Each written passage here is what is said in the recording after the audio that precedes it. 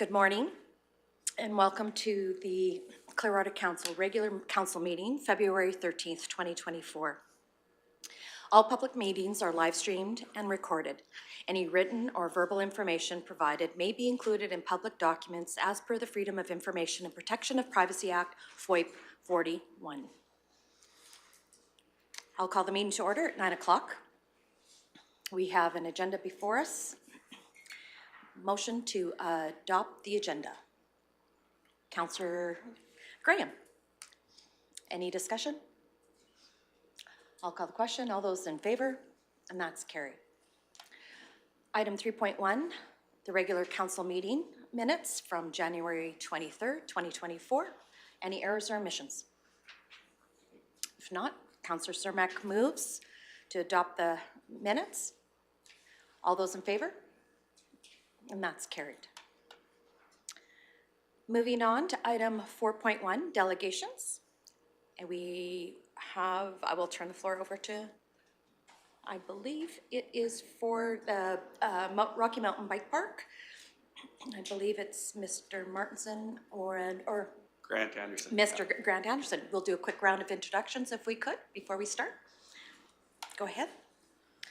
Good morning, Sydney Graham, Councillor for Division 2. Good morning, Darrell Lougheed, Councillor, Division 3. Welcome, Jenny Melhoff, Division 1 Councillor and Deputy Reeve. Good morning, Michelle Swanson, Division 7, Councillor in Reeve. Good morning, Jordan Northcott, Division 4 Councillor. Good morning, Grant. Neil Ratcliffe, Councillor for Division 5. Welcome, Brian Cermak, Division 6. Good morning, Murray Hagan, Director of Corporate Services. Good morning, Rick Emmons, CEO. Good morning, Tracy Haight, Legislative Services Coordinator. All right. So, Mr. Anderson, I will let you take it away and introduce your update in regards to the Rocky Mountain Bike Park Society. Okay, thank you for having me today. So yes, since we met last, we'd had applied for the CFEP funding this last fall and got a letter back with their decision saying that we hadn't got the commitment that we needed from the town and the county on their funding in time, and so we weren't successful in that application. We have met as an executive February 2nd and decided that we would go ahead and try and apply for that funding again this next fall. And we will hold off on the construction till the 2025 year. So in the 2024 year, what we will need to be doing is the town owns the site there, and the CNRL has a site on it that they need to do reclamation on. And so if we can get them to do the reclamation this 2024 summer and do site preparation, leveling, and compaction, then that would give us a good base that would go through the thaw of the winter, and that would give us a good base for the 2025 construction. So in the last couple of years here, the Society has raised about $500,000 now. We've had really good commitment from the community organizations and businesses. And we still have a possibility of more fundraising, obviously, with like CFEP grants and other grants we can apply for, and businesses and organizations. But what we really need is somebody to start the commitment. And so that's why I'm here back to the town and county. So I presented to the town on February 6th and asked for the same as I'll be asking for you today, for them to remove the requirement of the CFEP funding, showing that the $250,000 that they committed is completely committed, and that the project will be going ahead with the community funding and their funding and your funding, whether we get the CFEP grant this next year or not. We're of course still hoping to get the CFEP grant, and we're hoping to have that amount of funding to be able to do both tracks and the bike park all at the same time. We don't want to do a phased approach. We think that'll take a long time, and we may lose some steam with the community and also with the society and with all the volunteers. So we'd like to do it all as a one-step project. And there wasn't any other reasons that the CFEP didn't get granted. They were just saying that we didn't have the two supports.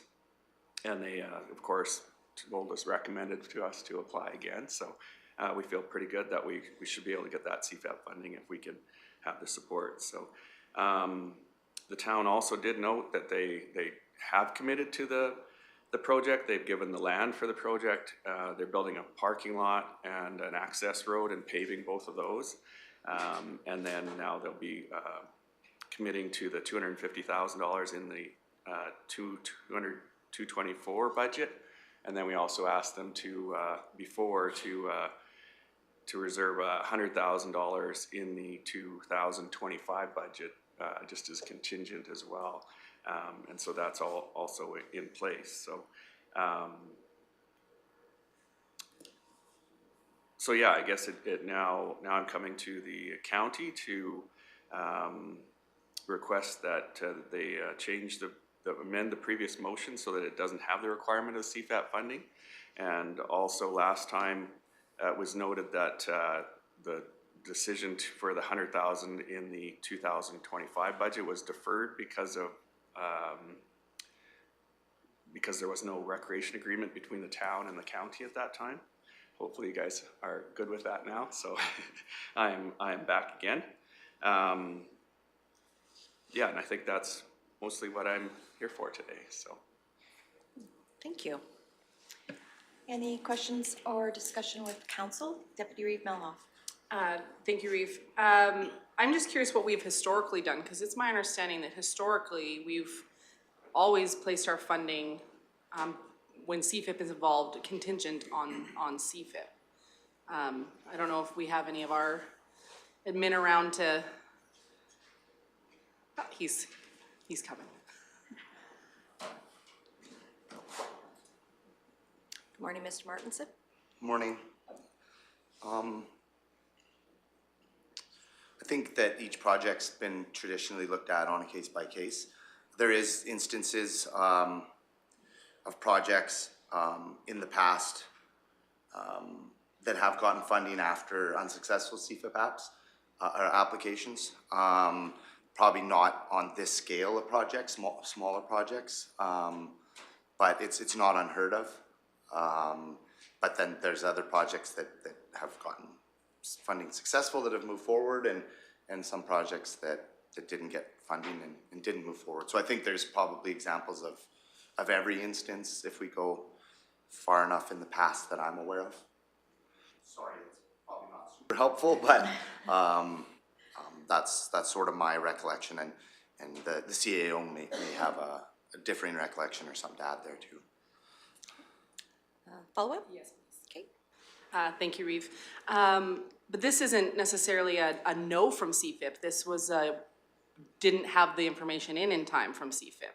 So you're applying for CFIP again. So I don't see why the contingent of CFIP wouldn't be still appropriate if all of the information was submitted on time to CFIP.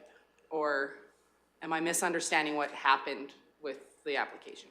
Well, you never know what all the reasons were behind the CFEP grant.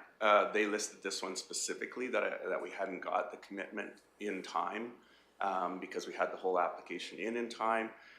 They asked us if we had more information to keep supplying it, and then I came in front of the county in October and submitted that to them, and they said that was too late, that it needed to be committed to by September, and they wanted the project to be shovel ready with commitment from the town and the county. But the other reason I'm talking about not having the CFEP as a requirement is because right now we have $500,000 from the community, so we have twice as much as we're asking for from the county, and if we get the town and county's commitment and we get other businesses to commit in the next year or so, and we don't get the CFEP grant next fall, then we are still planning on going ahead and building the 225 year because we'll have over $1 million. in funding to be able to do that. So again, we may have to revise the budget and revise what we're doing, whether we don't do the track through the woods or that type of thing. The main part of the project is the 2 pump tracks, the smaller pump track and the large pump track that we started with. But once we started going down that road, we thought we had the site big enough, the land the town gave to us would be able to do some other skills parks, the drop zone, they could have climb area, those types of things that we added on afterwards. So that increased our budget. But the other thing that increases our budget every year is the asphalt costs and inflation. So what's been happening is each year as we're not going forward, we're increasing the costs of the project. So we were really wanting to build in 2024. And that was pretty much contingent on the CFEP and the town and the county, and we didn't get the funding soon enough that the society was willing to go forward with the 2024 build. But the society is saying that we will definitely try and go forward with the 2025 build, and we've also got BYLAWS Solutions, who is the track builder. We had them set up to build this July, and now we've had to put them off for another year, and so we're wanting to make sure that we maintain a spot for 2025, and they don't believe that we don't have the commitment in the community to be able to build in 2025, and they fill that spot as well, and we're getting pushed off to 2026. So this time we're really trying to make sure that we have all the commitments lined up so that we can make sure that we can do the build no matter what. Councillor Graham. I appreciate the preemptive work. It's always good to think ahead. My concern is that if we were to change this motion now, that come time to apply for the CFIP grant again, that they're gonna want a new $250,000. Is there a timeline within the grant? Like if we were to change this now, are they in September gonna say, well, we need $250,000 more because that wasn't related to the grant? No, it's all your funding. So we've been fundraising for the last 3 years. So all the funding that we've been raising is all goes into the budget and shows what our fundraising is. And they want to see that we do have that matching money available for CFEP, which we had part of it this last year. And we said we had the support, but they said we didn't have commitment. And so I'm coming back to make sure that we have the commitment early. And so, no, it'd be more important that we have the commitment ahead of time for CFEP than later, which happened this last year. So Okay, so there's no timeline on it at all? No, there's not a timeline. Well, the timeline is they want to see it sooner rather than later. Okay. They want to see somebody that has committed ahead of them. So Okay, thank you. Yeah. Councillor Ratcliffe. Thank you, Reeve. Just want to bring the conversation together. So you have enough funding that if the town and the county were to provide the funds they've committed, you would start construction in 24? No, in 2025. In 25. In 2024, we really wanted to, but the CNR reclamation also is a timing issue. And so it was going to be very close. We were going to try and get them to do the reclamation in the spring. And BYLAWS Solutions wanted to start the build in July because they've heard that this area gets quite a bit of rain in the spring, and that projects have been put off from it being too wet and taken longer and cost more. So they were looking to have a number of projects. So they were going to build in Kamloops and Kelowna and places like that where it's dry in the spring, and then come out to Rocky and do a summer build, July, August, September, depending on how long it took. But to make sure that there wasn't going to be the rain problem that we'd get in the spring. Okay, and if the CFIP grant doesn't come through, you have secured enough funding with that support to advance the project?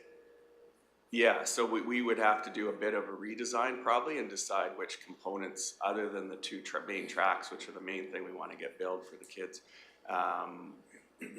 we would have to do a redesign depending on the budget that we have at that time and how much fundraising we've done. But at this point, we would for sure have $1 million, which is enough for sure to be looking at those two main tracks and stuff to build in 2025. And of course, we're still going to be doing more fundraising, and we've applied for the Blue Cross grants before, and we've applied for other grants as well. And we do still have a couple other businesses that are interested in some naming rights and possibly donating to the project as well. So.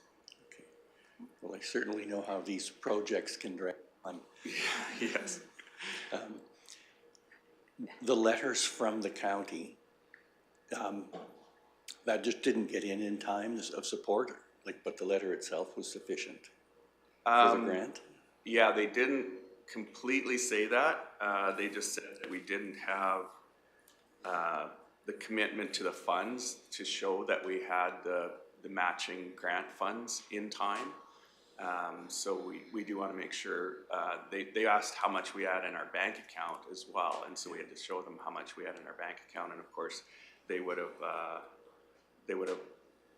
the best scenario would have been that we had the whole matching funds in the bank account, but some of the funds, again, would be held by either the town or the county. So if we can show that it's held in the budget from the town and the county, and the town also, it has $75,000 from the Helen Hunley fund held for the construction also. So.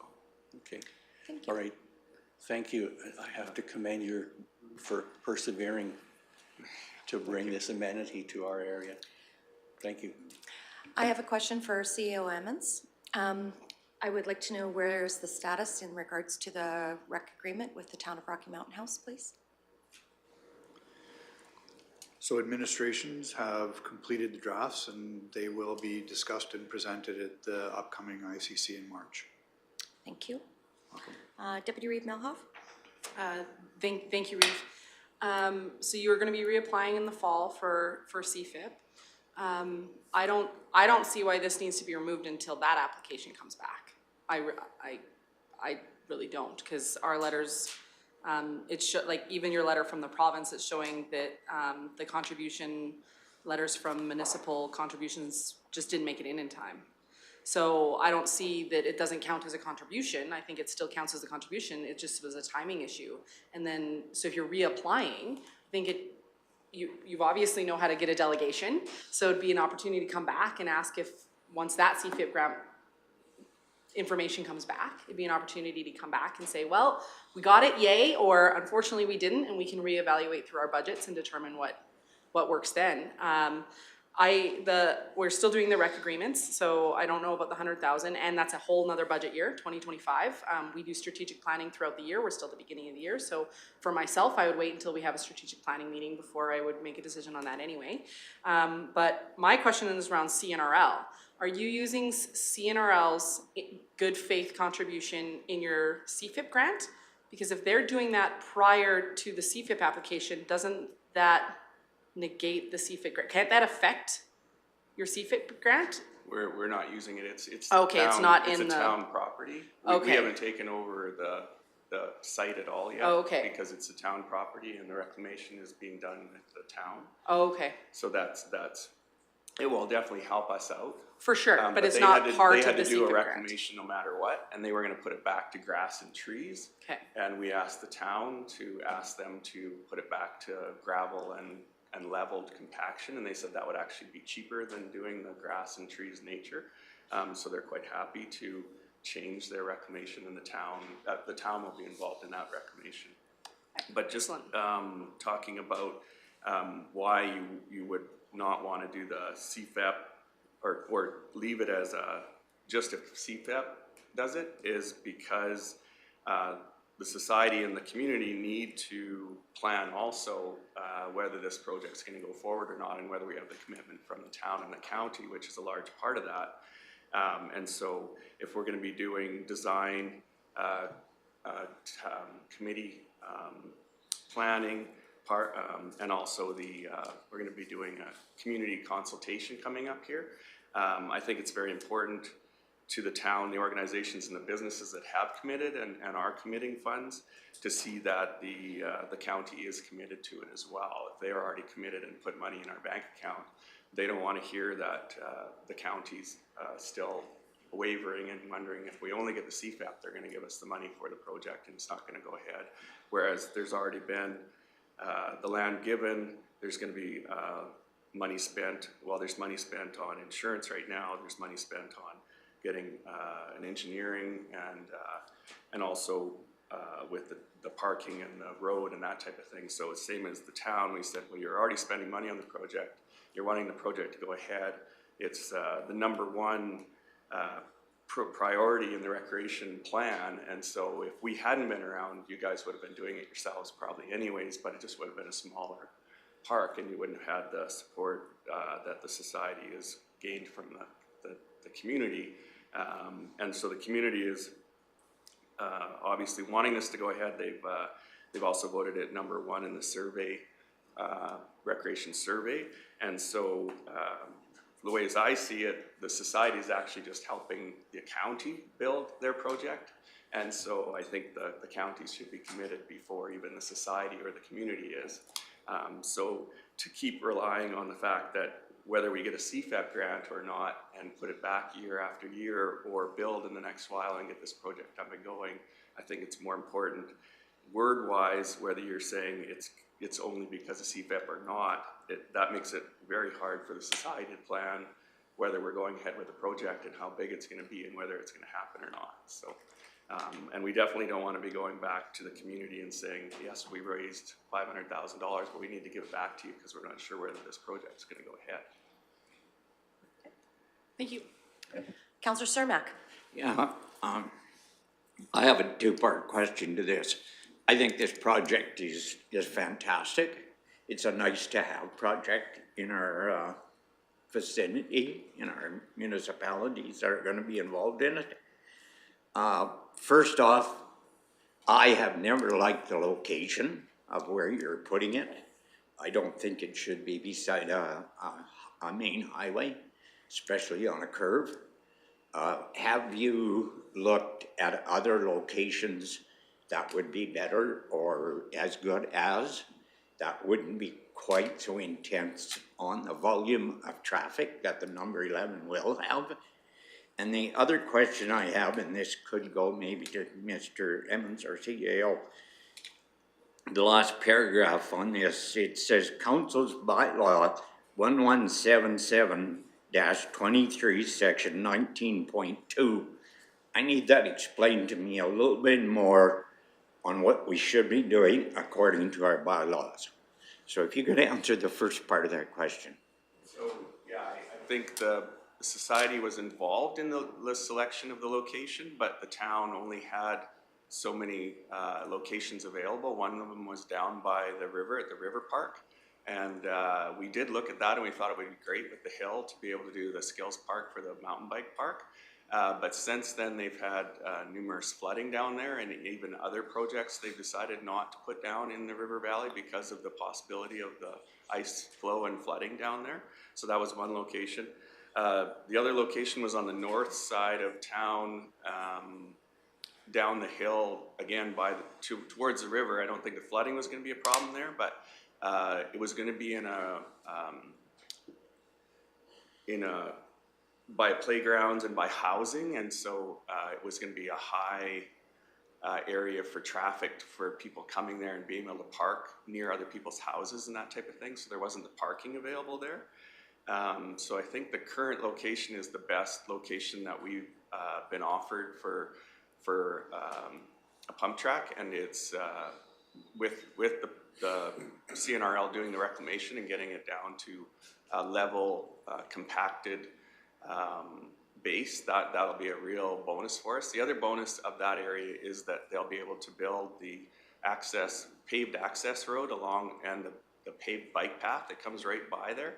But the paved access road and the paved parking will be right next to the pump track, so that for busy days in the summer or events or that type of thing, we'll have lots of parking available to us right there. But the other issue is just for economics and tourism, having that bike park right along the highway there where the tourists can come along and see it and be by the RVers and the campers will be driving right by it. And so if the kids look over and see this pump track right there and the sign about a pump track, then they're going to want to come in and stop and visit the site. So it's a very accessible site. We also like the fact that it's in town, and I'm really hoping that the kids can bike to it like I used to in town and just bike over there. They don't have to cross the main highway. It's near the schools. It's near the rec center. So if it's like hockey's on and the brothers at hockey, well, they can go over and go to the pump track, bike over to the pump track. The tennis courts are near there. The skate park's right by it, so people that are using the skate park, whether they're on rollerblades, skateboards, scooters, can also come over. And the pump track's really good for actually skateboards, scooters, rollerblades, roller skates. It's wheelchair accessible, so anything with wheels pretty much can go on this pump track because it's asphalt and because it's more level and it's not a straight down and stuff. It's more of an even speed. BMX bikes, dirt bikes, mountain bikes. I've seen kids and mums be on the track at the same time going around. So it's a very accessible track for all of those things. And if they can all come on the bike, the bike track that comes to them there, the bike path, or across from the high school or the rec center or any of those things, it's really centered right around that, as well as the new spray park. If the part of the family's at the spray park and the older brother wants to just rip over and go on the pump track, it's right there. So it's really nice to have that close by, as well as the bathroom facilities are also right there. So we don't have to put in alternative bathroom facilities also. I think the museum and visitor center has the bathrooms available there, but also the spray park is I think looking at putting in a bathroom change room also, so there will be more of that available. But with the skate park also aging, I think this will give the people that have been using the skate park a whole new avenue down there to be able to use this facility as well. So it'll make it one of the busiest facilities around. So. Okay. Thank you. Councillor Northcott, and then, oh, sorry, subsequent? My second. Yes, your half second in regards to the procedure bylaw. Yes. If you can, CO Emmons. Thank you. And Councillor Cermak, so what that's referring to is council's new procedural bylaw, section 19.2. If a public presentation presents a request and administration has not presented a background report, the recommendation, the matter will be referred back to administration for review, preparation of a background report, and staff recommendation. The administrative report and recommendation shall be included in the next council meeting. So this delegation didn't come forward with administration's background report and recommendation. That will follow this delegation at the upcoming council meeting. Thank you. You're welcome. Very good. I'll go to Councillor Northcott. No, just through conversations with residents, whether they're in Clearwater County or Rocky Mountain House, there are quite a few people that are excited to see this project go ahead. I think it would offer, with inflation and everything is very expensive these days. It's an economical activity for families and youth to be able to utilize. And it offers an outdoor physical activity for kids to be able to go and do that. So I would support this. Thank you. If there's no further questions for Mr. Anderson, I'm looking for a motion. Councillor Lougheed. Make the motion as per staff recommendation that we receive the presentation for information as presented. Thank you so much. All right, any further discussion on the motion? I'll call the question. All those in favor? Thank you very much for coming in today. You bet. So moving on into our agenda, we are at 5.1. First reading of Bylaw 1186-24. And I believe Mr. Bisson is going to present. Let him get in here and have a seat.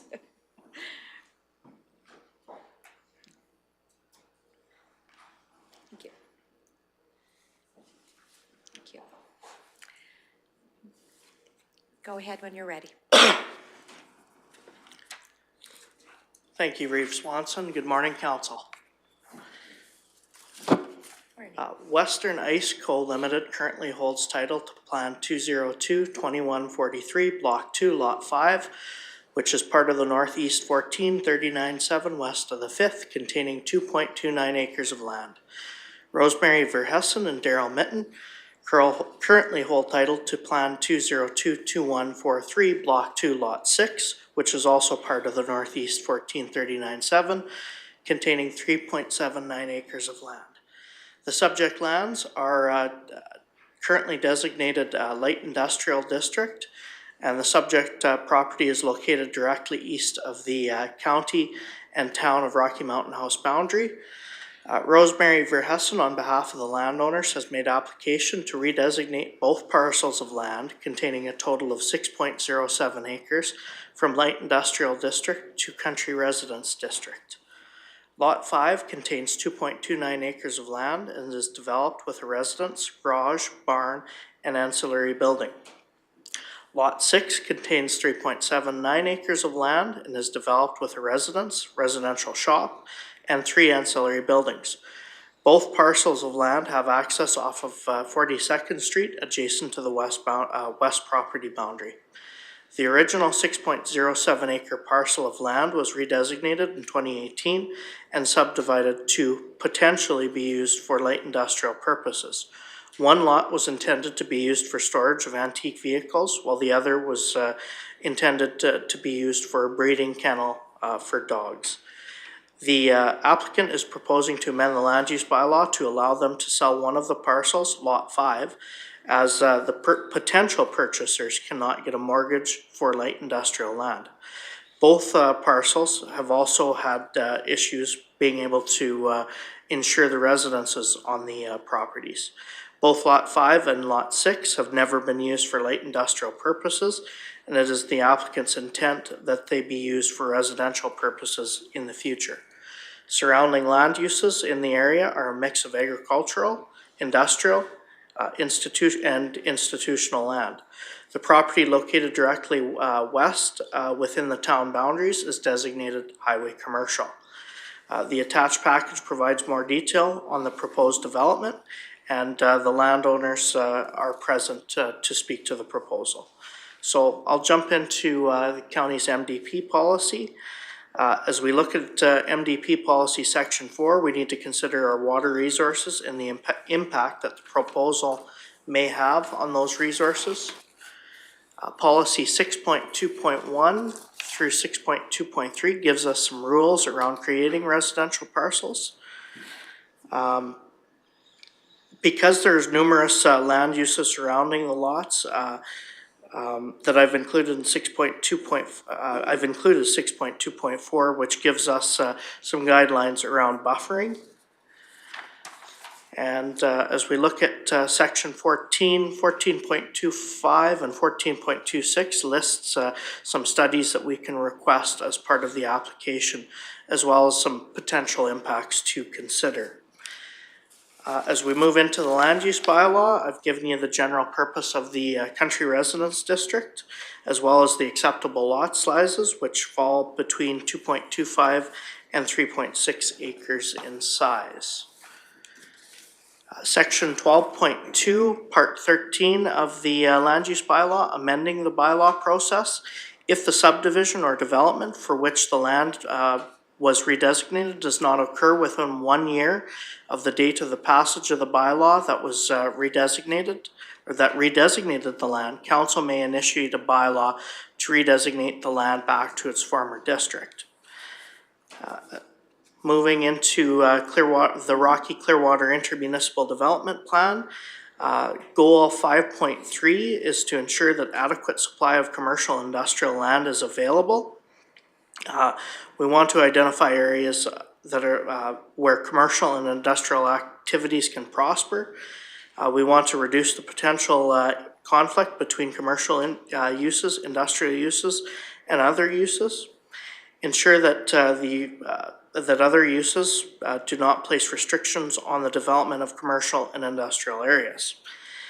5.3.2, industrial areas identified on map 1 shall be used for a variety of industrial activities over the long term, which includes business for agriculture type uses. IDP Policy 5.3.5 on lands within the long-term town boundary. Subdivision of commercial industrial land shall be limited to the first parcel out subdivision for residential purposes, and no commercial or industrial development shall be allowed until the quarter section has been annexed into the town of Rocky Mountain House, or the town has otherwise agreed in writing. And then policies 8.2.2 and 8.2.3 just outline our referral process with the town. So policy considerations, the redesignation of the proposed land is to allow the current residential use of both properties to continue. The redesignation of the land will make the land more appealing to potential purchasers for financial and insurance reasons. There is legal and physical access to both subject properties from a road maintained by the town of Rocky. Staff reviewed and considered the impacts on adjacent lands and do not anticipate that the proposal would negatively impact existing surrounding land uses in the area, as the proposed use would have less of an impact than any potential use that could be approved under the light industrial district. At the time that the land was originally redesignated, IDP Policy 5.3.5 was broken by the council of the day, as no commercial or industrial development was to take place prior to the town annexing the land located within the long-term town boundary. I would note, since the time of writing this council package, 5.3.5 was not actually broken, as the town did in fact agree to the proposal at that time. Should first reading be approved, adjacent landowners and agencies, including the town, will have an opportunity to comment on the redesignation. And so our recommendation is that council consider granting first reading to bylaw 1186-24 and proceed to a public hearing. Thank you. Thank you, Mr. Bisson. Any questions or for the development officer? Councillor Ratcliffe. Thank you, Reeve. Just concerned, there's a lot of industrial activity around there, and what issues might happen with a future owner if there is a lot of industrial noise or something that impacts their enjoyment of that land. Mr. Bisson? That is something that we have considered, and it could be as simple as the current owners entering into a development agreement that basically registers a caveat on both of those parcels, indicating that whoever purchases those lands needs to be aware that there is significant industrial operations taking place in the area. Okay. Any further subsequent questions? Deputy Reeve Melhoff. Thank you, Reeve. With the IDP in place, what is the potential unintended consequences of moving this from LI to CR? Our EDO is constantly telling us how he needs to have land available that is zoned appropriately in order to sell to organized companies to come in to do economic development. In changing this to residential, we're then diminishing the available lots for him to to have available to him to let companies know of. So is that an unintended consequences? That certainly would be an unintended consequence. However, I would note, and I would actually turn this over to the applicants. I believe that these properties have been, or one of these properties has been for sale for a number of years with no interest. Perhaps you guys could speak to how long it's been for sale. Good morning. Just before I'll let you speak to that, could you introduce yourself, please? Donald Verhessen. Thank you. That's Rosemary. You bet. yeah. I'm the executor for my parents' estate, which is the property on the north. We've had this. Well, we've had this property listed for roughly 6 months, and we've had 36 viewings. Not a single one of those viewings has been of an industrial interest. They've all been as a residential interest. We've listed the property originally as a industrial use. So it's been on the market, and there's been no bites on this parcel whatsoever for industrial use. So it's been sitting, the setup in this area has been as such for 20 plus years. Foothills Tank Rentals have been there for close to 30 years. There has really not been any conflicts as far as industrial and residential kind of habitating in the same area. So it's a bit of a node in a way that's sitting there. It's just trying to find the right buyer, but nobody's come forward. The residential buyers are having difficulty finding appropriate insurance and obtaining a mortgage on the property as well. The structure on the property is in too good a shape, which they want to go for insurance, but they can't get a replacement insurance because of the zoning. They'll replace the house. If it burns down, there's too much value to the house, so which renders the value of the property to almost a bare industrial parcel. So there's an appraisal at over $360,000, and if you work that back to an industrial parcel land, you're talking maybe in the mid 100s for value. So there's a significant decrease in the value of the property just for the zoning. Okay, thank you. Councillor Northcott. Alrighty. How many titles are on this quarter? This, I guess, a question for Mr. Bissett. administration. I believe there would be a total of 11 titles on the, within that quarter section. Okay. However, I'm not sure, you know, as we look up to the north end of that quarter section, I believe some of those parcels would have been created through an outline plan or an ASP back in the day.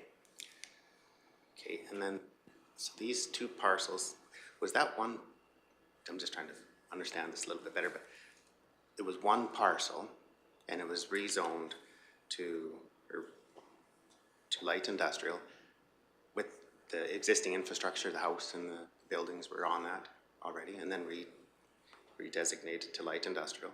And then after that, it was subdivided into two again, like to two parcels? That's correct. So it was 6.07 acre CRA parcel Right. that was redesignated to light industrial, and it was split in 2018. And it had the house and stuff was on. That's So correct. it was a residential property at that time that was applied for to be light industrial.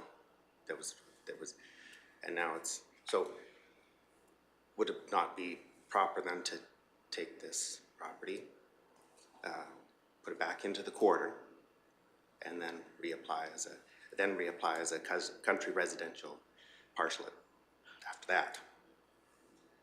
Because you're dealing with so many different landowners there, I don't believe that would be the appropriate way to proceed with that. Was it the appropriate way to deal with it in the first place when it's a residential parcel redesignated as light industrial, and now only a few years later going to be now rezoned back to residential or country residential? Should it really been redesignated as light industrial originally when it's a residential property? Because it was a separate parcel, and that was what the landowner at the time was proposing. We had to take that application at that time. All right, I'll leave it at that. Thank you.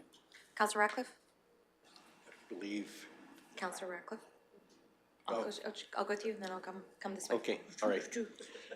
Thank you, Reeve. I have a few concerns about this, but I would like to make the motion that council grant first reading to bylaw 1186/24 and proceed to a public hearing. Okay, thank you. Comments on the motion, Deputy Reeve Melhoff? Thank you, Reeve. Since this, in the second reading, we will get the referrals from the town since this is in the IDP. Will we be able to see what the original outline plan for this quarter looked like? Or do you have access to the original outline plan? We should be able to prepare that.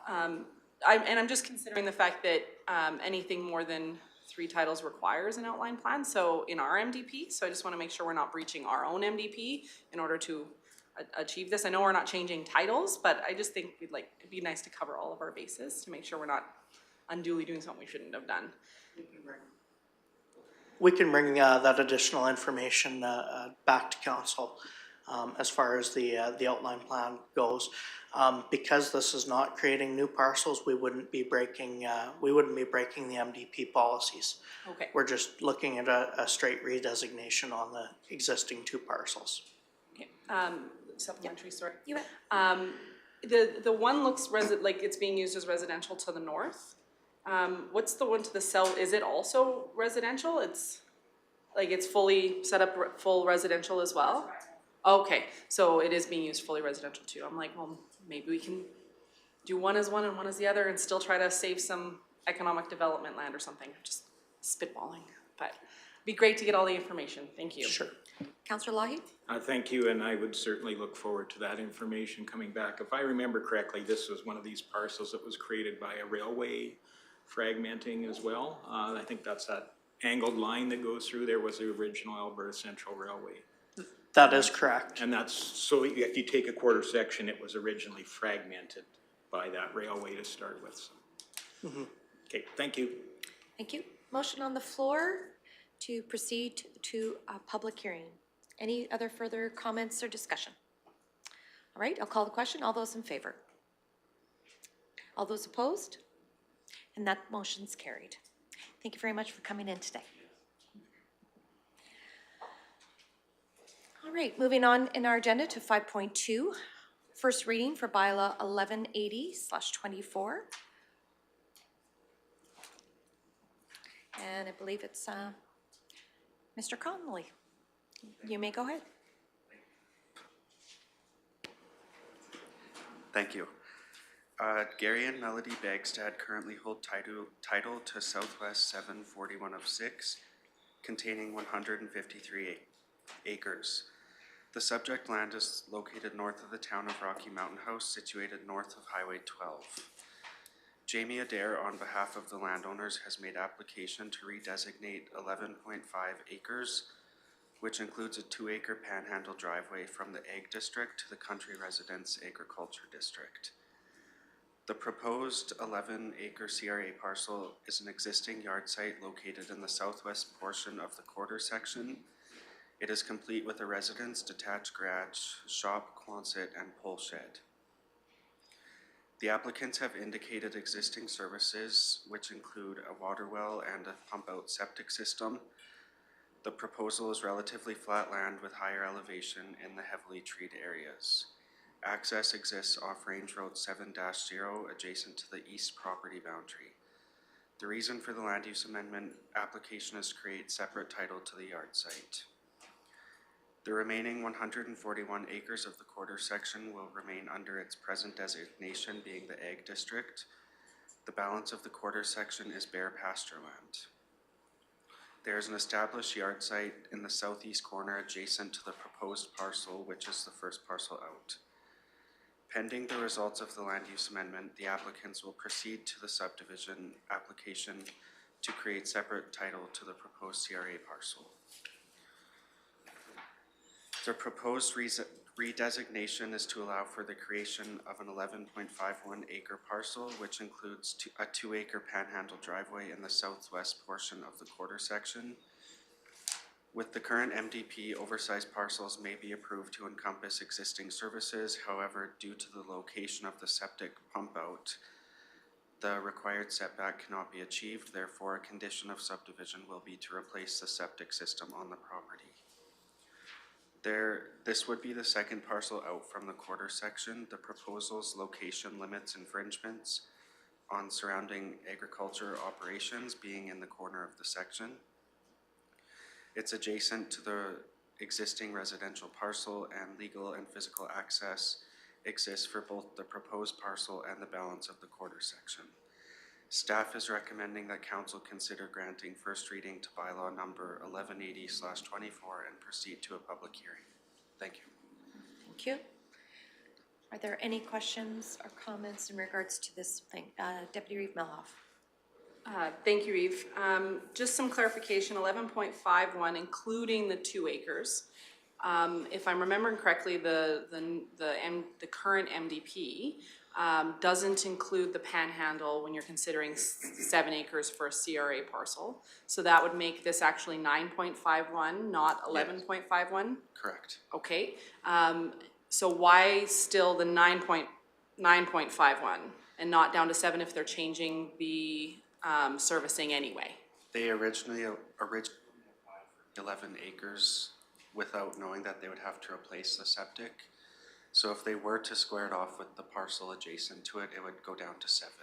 So then it would be in fitting with the Yes. current MDP policies. Thank you. Any other questions or comments for the development officer? If not, looking for a motion. Deputy Reeve Melhoff. Thank you, Reeve. I would make motion for first reading with an amendment to square off with the original first parcel, making it the 7 acres in size, plus panhandle.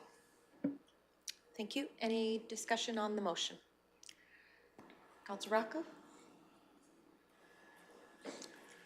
Yes, thank you. Yes, I support that amendment to square off that parcel to the smaller size.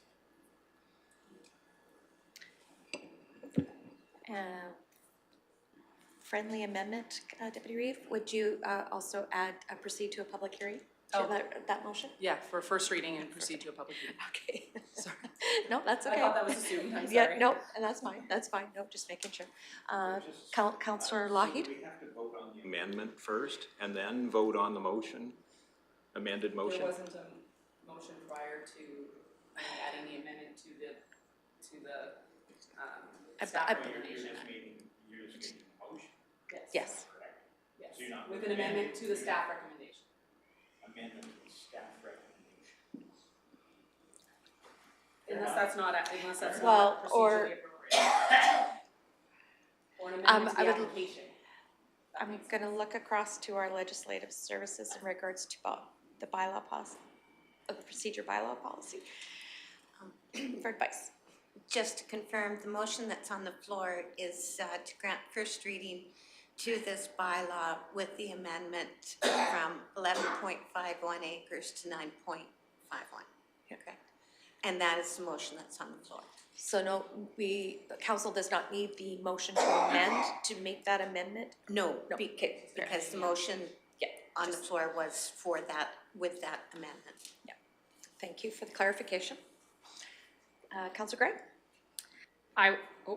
I would agree with the amendment. Thank you, Deputy Reeve Melhoff, for bringing that up, and I will be supporting this motion as presented. Okay. Councilor Cermak? If you take the 2 off for that panhandle, that leaves 7.51. That's still over. Or 7. 5.5, yep. So it has to be reduced down to 7 acres plus 2 for the panhandle, which is a total of 9. It's to square this off here. Yes. That makes it 7. And squaring it off makes it 7 plus 2. So it's not 9.51.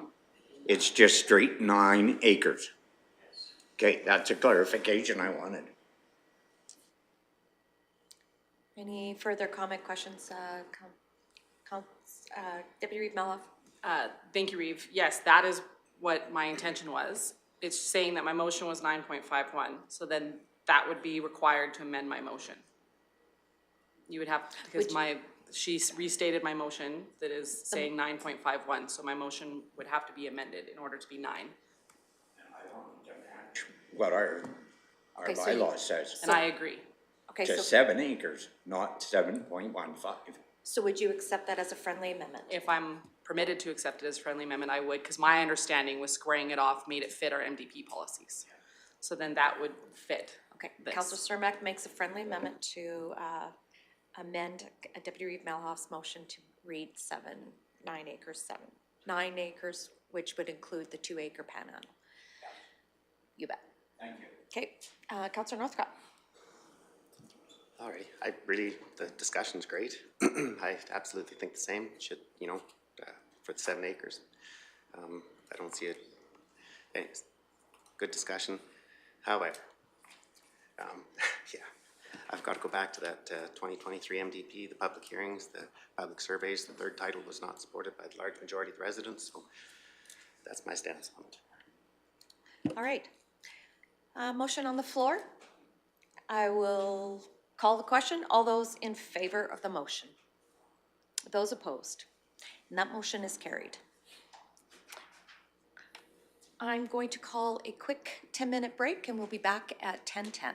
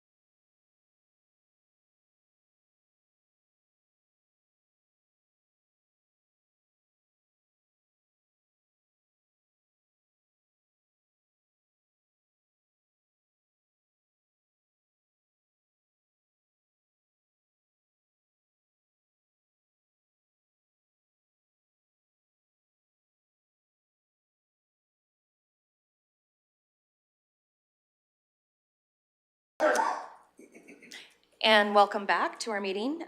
We are now in our agenda at the new business 6. And we are going to go to 6.1, which involves a Township Road 41-1 road construction and maintenance. Now I'll turn the floor over to Director Hansen or Mr. Belichick. Jocelyn, thank you. Well, good morning, council. Good morning, everyone. This is a little bit of an unconventional request. You don't see us too often coming in with a new road construction request.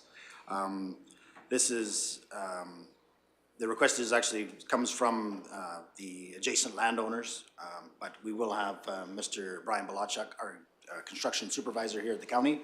He will go through the item for council. Thank you very much. Go ahead, Mr. Balachuk. Good morning, Reeve, and good morning, council.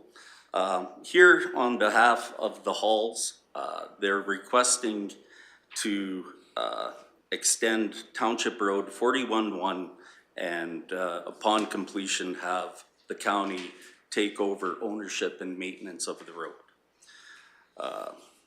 We hope that council will consider approval of the construction of Township 41-1 west approximately 30 meters by Kelly and Diane Hall, and that council approves adding an additional 30 meters of Township Road 41-1 to the county's gravel road inventory for municipal maintenance. So the background is the Township 41-1 is a forest road that is located between the southeast of 9, 41-7 west of the 5th, and the northeast of 4, 41-7 west of the 5th, west of Highway 22. This forest road currently ends at the west edge of these quarter sections.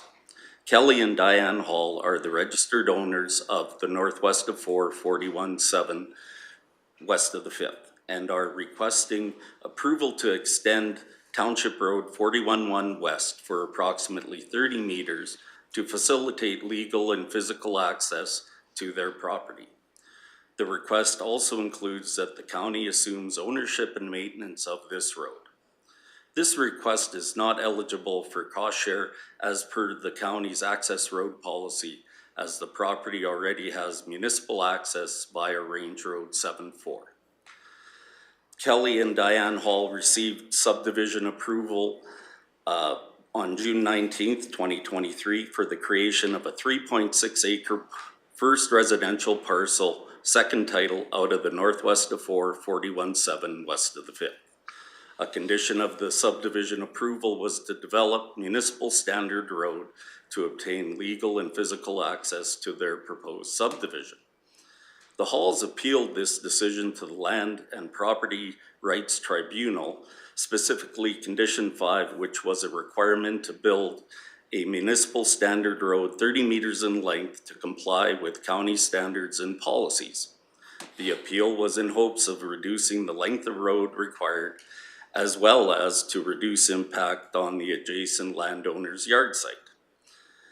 The LPRT appeal was held on August 29th, 2023, and the decision was released on October 12th, 2023. The LPRT decision was to revoke the entire subdivision approval, with the reason being legal and physical access should exist prior to a subdivision approval being issued. As a result, the Halls are starting the application process from the beginning. The process consists of 3 steps, which are the following: obtain council approval for Clearwater County to take over the road maintenance and ownership of the new road once constructed, develop the road to a municipal standard upon approval and construction completion. The road is to be registered, and obtain subdivision approval. The Halls had previously approached all the landowners to discuss options to obtain access to the northeasterly portion of their property. It was determined that the road and property boundaries were not where they were initially thought. Since then, the Halls worked out an agreement and purchased the extra right-of-way needed to have the required room to construct the 20-meter wide by 30-meter long extension of the Township Road 41-1 west of the existing county road. The Halls will construct the road at their own expense to the county standard for a local gravel road. If council approves taking over the additional 30 meters of road, the Halls will construct the road to move forward in their process for subdivision approval on their property. Expanding this road also provides opportunity to clean up the road network in this area, as there are numerous access points in close proximity, as well as it provides access to the northeast portion of the quarter section, as their topography deems it inaccessible without trespassing on neighboring lands. The balance of the quarter section has access off of Range Road 74 in the lower southwest portion of the quarter section. Thank you so much. So what we have before us is, does council have any questions or comments? Deputy Reeve Melhoff. Thank you, Reeve. 30 meters doesn't seem like a lot, but it still begs the question of unintended consequences of adding to our road network. Anytime we look at adding road, we are forced to ask ourselves about greater beats, more graveling, snow plowing, etc. I know 30 meters doesn't sound like a lot, but I'm gonna ask the question anyway.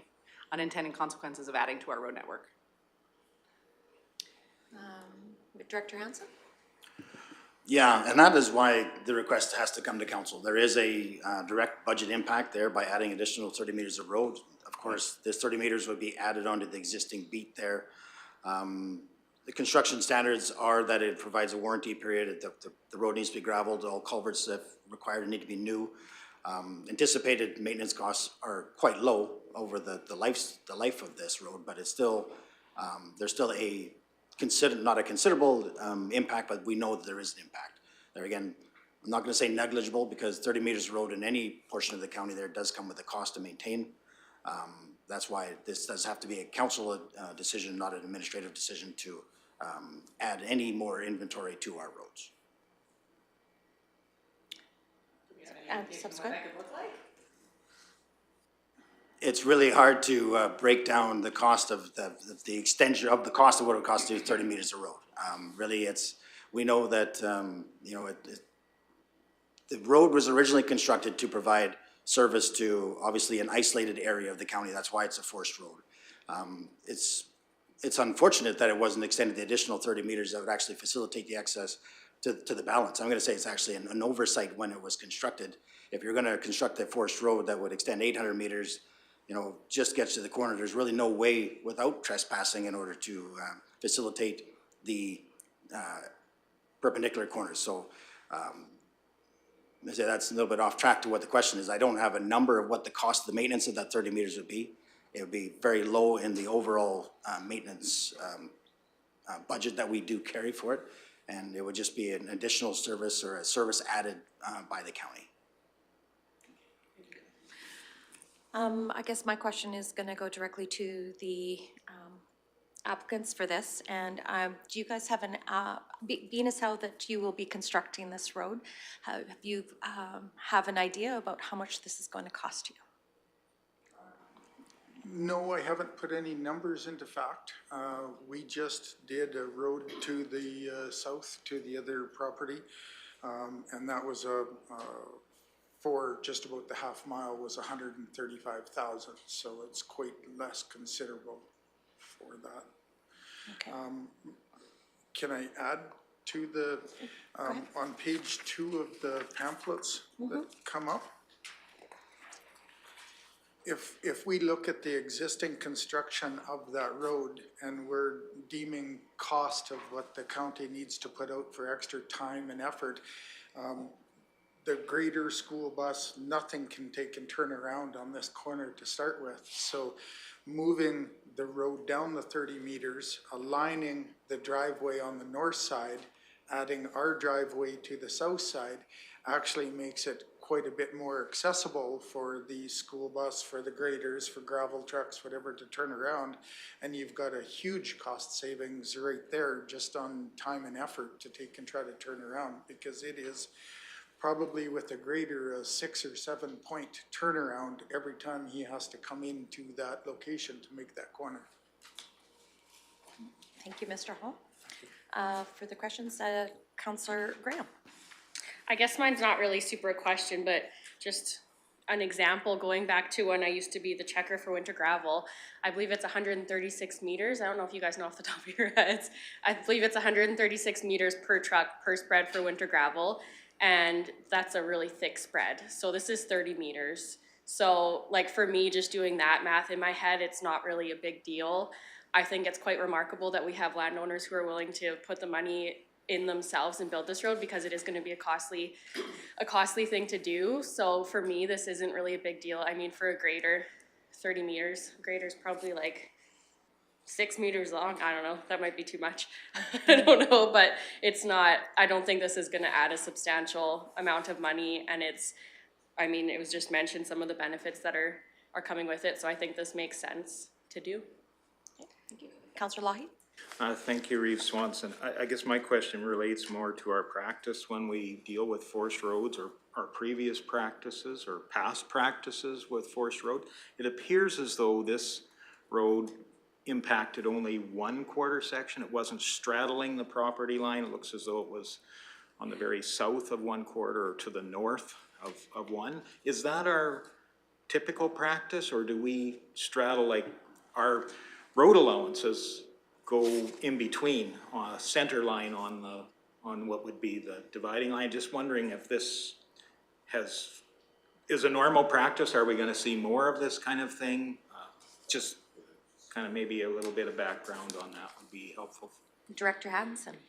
I'm gonna say that it's typical for provincially created forced roads that it was only taken on one side of the property at the time. The only time that we approve new construction roads would be like an internal subdivision road.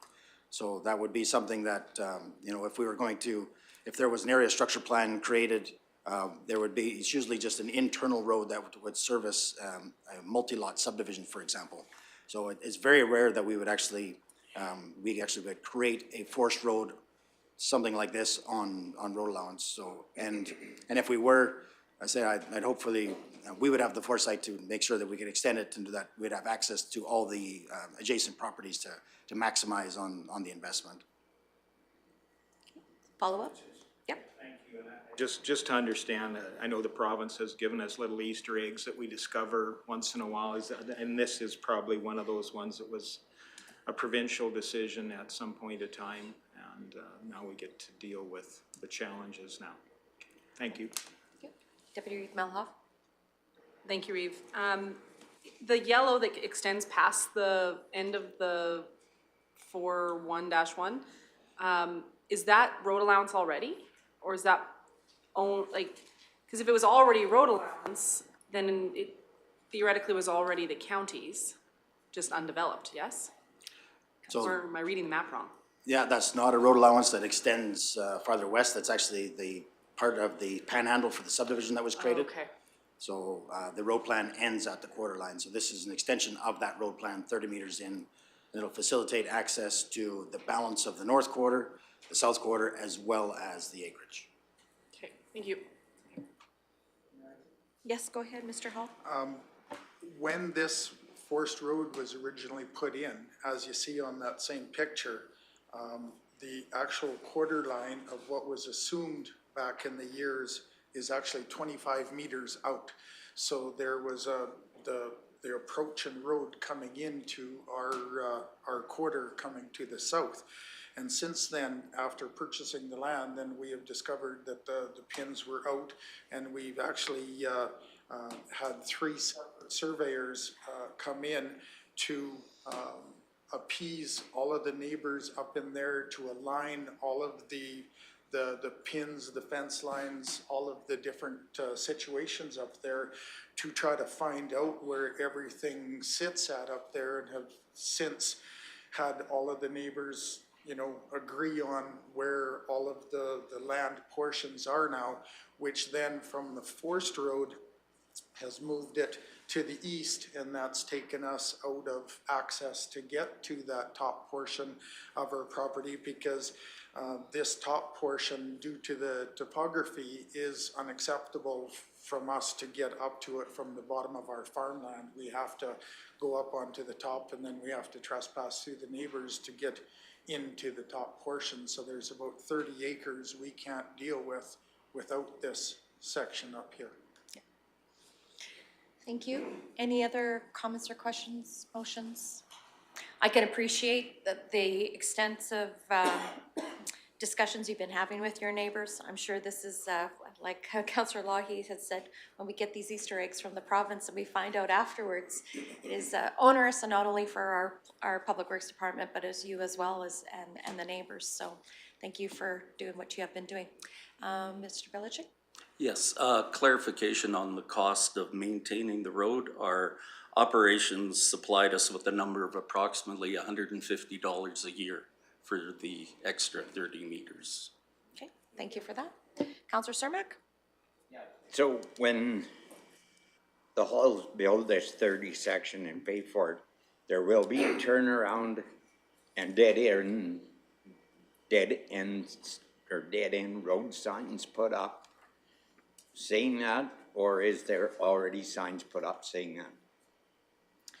And the cost will be to the landowner? Director Hansen?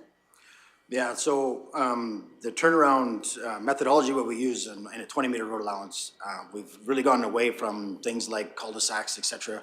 They're increased maintenance. The maintenance costs of cul-de-sacs are ridiculous. So basically what we've created, that's why it's a 30-meter turnaround, in order to safely navigate and stay on property. If something like a school bus or a grader, the idea would be that the grader could extend to the far west end of the first approach, then basically do like a K-turn in order to get out of and to do a proper turnaround. Even if, for example, that every property was gated, the 30-meter by 20-meter right-of-way would allow for still the safe turnaround of a school bus or a grader. There wouldn't be a dead-end road, because actually the existing approach going into the subdivision would continue on. Of course, there would be a no exit sign at the beginning, and you know, at the end of that, it's a low volume dead end, no exit road. So we don't anticipate that an entire rigorous amount of signage would be required.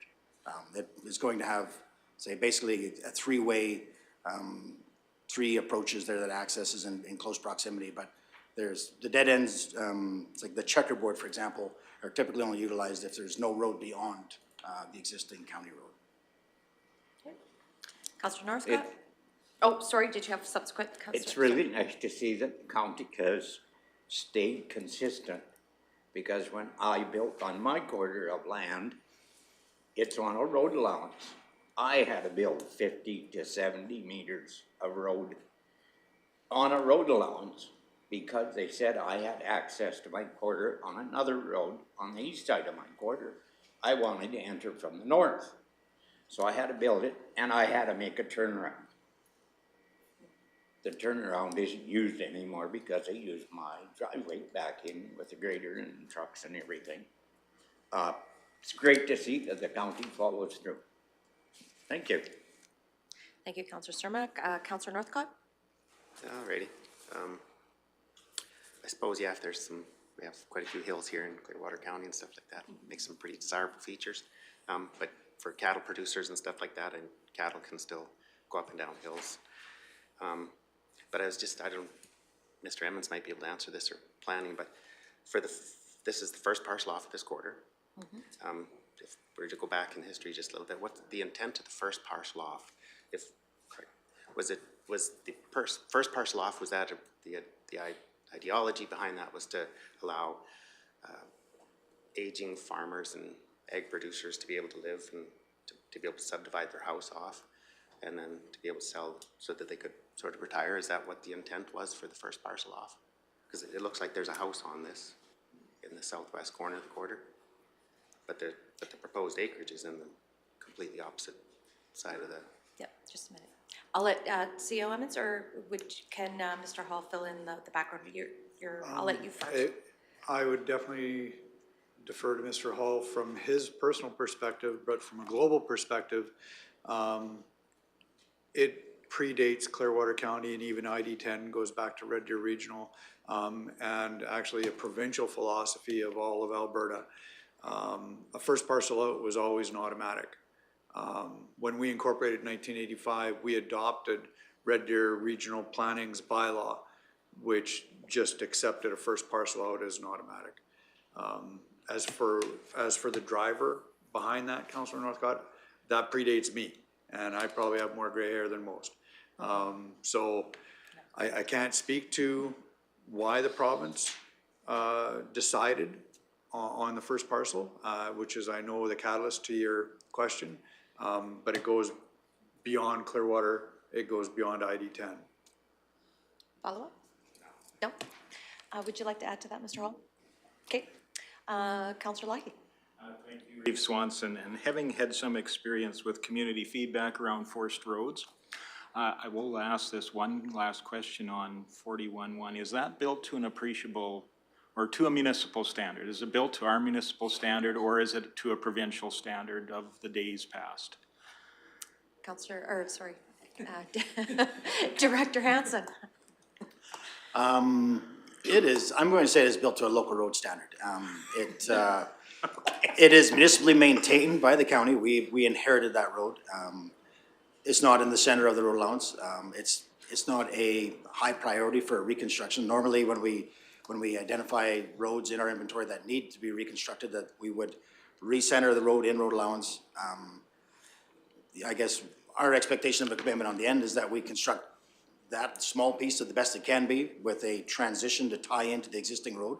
And we continue to evaluate all of our roads, and if it becomes if it becomes something that needs to be identified as, you know, higher use and we can reduce our maintenance costs and it's good value added there to reconstruct the balance of the road, then it'll get put on our rehabilitation program. So today I'm going to say that it's built to a local road standard. Thank you very much. Thank you. Deputy Reeve Mello. Thank you, Reeve. One last question, then I'll follow it up with a motion, if I may. I think this is an excellent initiative on the parts of the landowners. I'm also concerned about the couple of hundred people that don't have municipal access. And are we setting ourselves up for anything negative approving something like this, and what your thoughts are on that, and then I'll follow up with the motion. Okay. Go ahead. I believe the consistency is with the cost share, you know, identifying that the quarter section does not already has municipal access. It meets council's policies. That opportunity is for any existing quarter section that does not have current municipal access. There's the cost share program that's available. This is why the halls are in here accepting 100% of the cost to construct this portion, because the quarter itself already has municipal access. So all costs associated with construction, the registering of the road allowance, is all borne by them. I think we create the environments to allow for that, our council does, and recognizing the benefit. But there again, it's 100% their cost, and it's consistent with our policy. Thank you. Thank you. Okay, Deputy Reeve Mello. Thank you, Reeve. Thank you for the answer. And I would make the motion that council approves the construction of Township 41-1 west approximately 30 meters by Kelly and Diane Hall. Motion on the floor for that. Any further discussion? I'll call the question on the motion. All those in favor? Okay, that is carried. Go ahead, Deputy Reeve Mello. Thank you, Reeve. Okay, but it was, okay, very good. All right. Subsequent motion. Yes, please. The council approves adding an additional 30 meters of Township Road 41-1 to the county's gravel road inventory for municipal maintenance. Thank you. Any discussion on that? I will say that I think this is, not everybody's gonna live forever, and having good roads for the future, I think this is important, and I appreciate the fact that the halls are gonna take this on, and I think it's good planning, and I'm glad that this council and this county is going to cooperate with this and understanding that future planning is, we're taking proactive steps and with all this, and so I'll be supporting the motion. All right. Oh, go ahead, Councillor Lyon. One question relating to adding to our inventory, that then becomes part of our tangible capital assets as well. So the county essentially gets a little wealthier in some level with this as well. You bet. Thank you. Thank you. All right. Motion on the, Councillor Northcott? Just a question in previous applications that for the intent of this parcel that's gonna be created off of the corner, like the northeast corner of the quarter, will it be utilized for a family member or to continue generational farming or ranching, or if Live. okay, So that if we want to pass down our farm to other family members, then we have a place to carry on living on the same spot. is there a house in the south? There is not. There is a small cabin, onset, and some other outbuildings down there for the farm. Okay, thank you. I don't think you could put outbuildings and corrals at the top where you guys are going to be at, so this is the most practical spot, so anyways. All right, motion on the table for, to add to the road inventory for municipal maintenance. I'll call the question, all those in favor? And that's carried. Thank you very much for coming in today. And thank you very much for council, or to the administration. So moving on to 6.2 in our agenda on from corporate services. It is a change in taxation and assessment notices in 2024. Welcome to the Mr. Hagan. Please, Director Hagan, please. Take it away. Thank you, Reeve, and good morning, council. Morning. I believe what we have today is a good news item both for council, administration, and for our ratepayers. As council's aware, property tax revenue results from a calculation of two components: assessed value of a property multiplied by the tax rate that is determined by this council. Historically, Clearwater County has issued combined notices to ratepayers showing them the assessed value, showing them the tax rate and the resulting property taxes. That has continued right through last year, 2023. These notices contain all of the mandatory information set out by the Municipal Government Act. But over the years, this information, as it's been legislated, and the requirements have grown, and as we continue to add them to the notices have become more crowded, more cumbersome. We believe harder for a ratepayer to understand, and tend to blend those two components together so that it's not clear. The assessment is separate from the tax rate. The assessment is appealable by a ratepayer. The tax rate is not. Many other municipalities have decided to split these property tax notices separate from the assessment notices and send two notices out each year. The assessment information is generally ready to send prior to the tax rate determination. And as well, the tax information requires more time because administration is also waiting for requisition information to come in from other bodies, such as the Alberta Education portion, Westview Lodge, and so forth.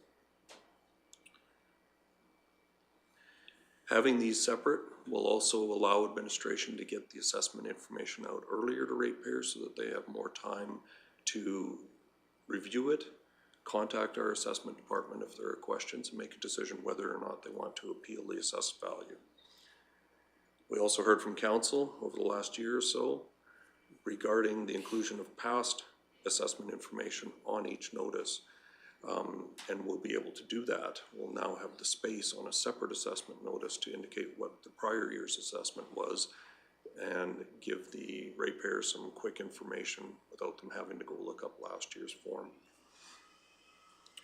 So beginning in 2024, administration intends to split the notice into an assessment notice and tax notice and have two separate documents, mail them out separately to ratepayers. Attached within the agenda item is a summary of reasons why we made this decision. Firstly, the province already mails out assessment notices to all of the ratepayers that the province is responsible for assessing. This includes all designated industrial or DIP properties and linear properties. Additional information beneficial to the ratepayer was wanted on the assessment notice, and the combined notice was just too crowded to fit more in. We believe this helps the ratepayer separate that assessment information from the tax rate and levy information, hopefully increasing understanding and identifying the importance and differences between those pieces of information. Moves the appeal deadline earlier in the year, which helps with workload management for our assessment department.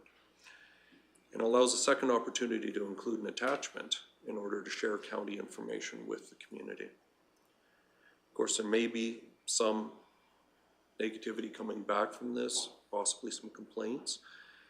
I mean, it does represent change, and some folks adapt to change better than others. The assessment appeal deadline could eventually be moved up prior to us actually sending out tax notices. But in the first year, we're looking at sending out the assessment notices in order to accommodate a 60-day window as legislated by the MGA. That will land after the tax notice to accommodate that change, because we expect that many ratepayers may be waiting for that tax notice to see what the actual dollars and cents impact is of any change in assessment overall. So we're also looking at a communication strategy aimed at informing, educating ratepayers with respect to the separation of the notices and identifying the differences between assessment information, tax information.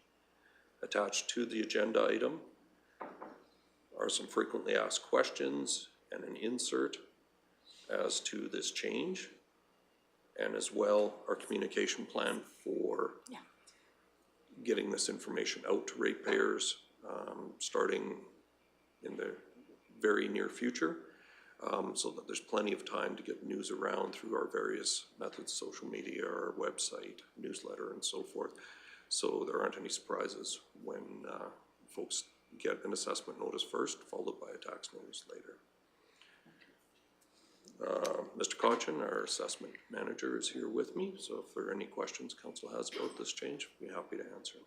Okay.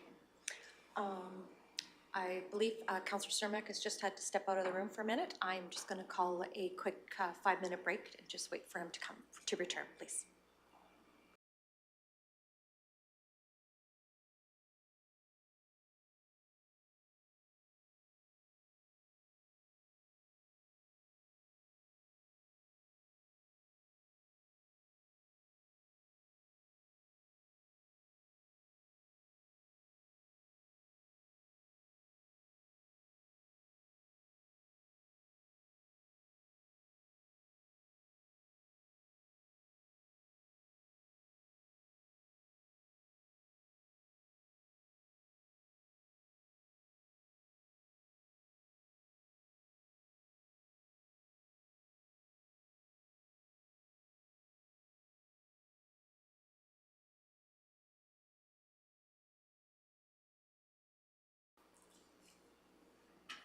And welcome back from a short break.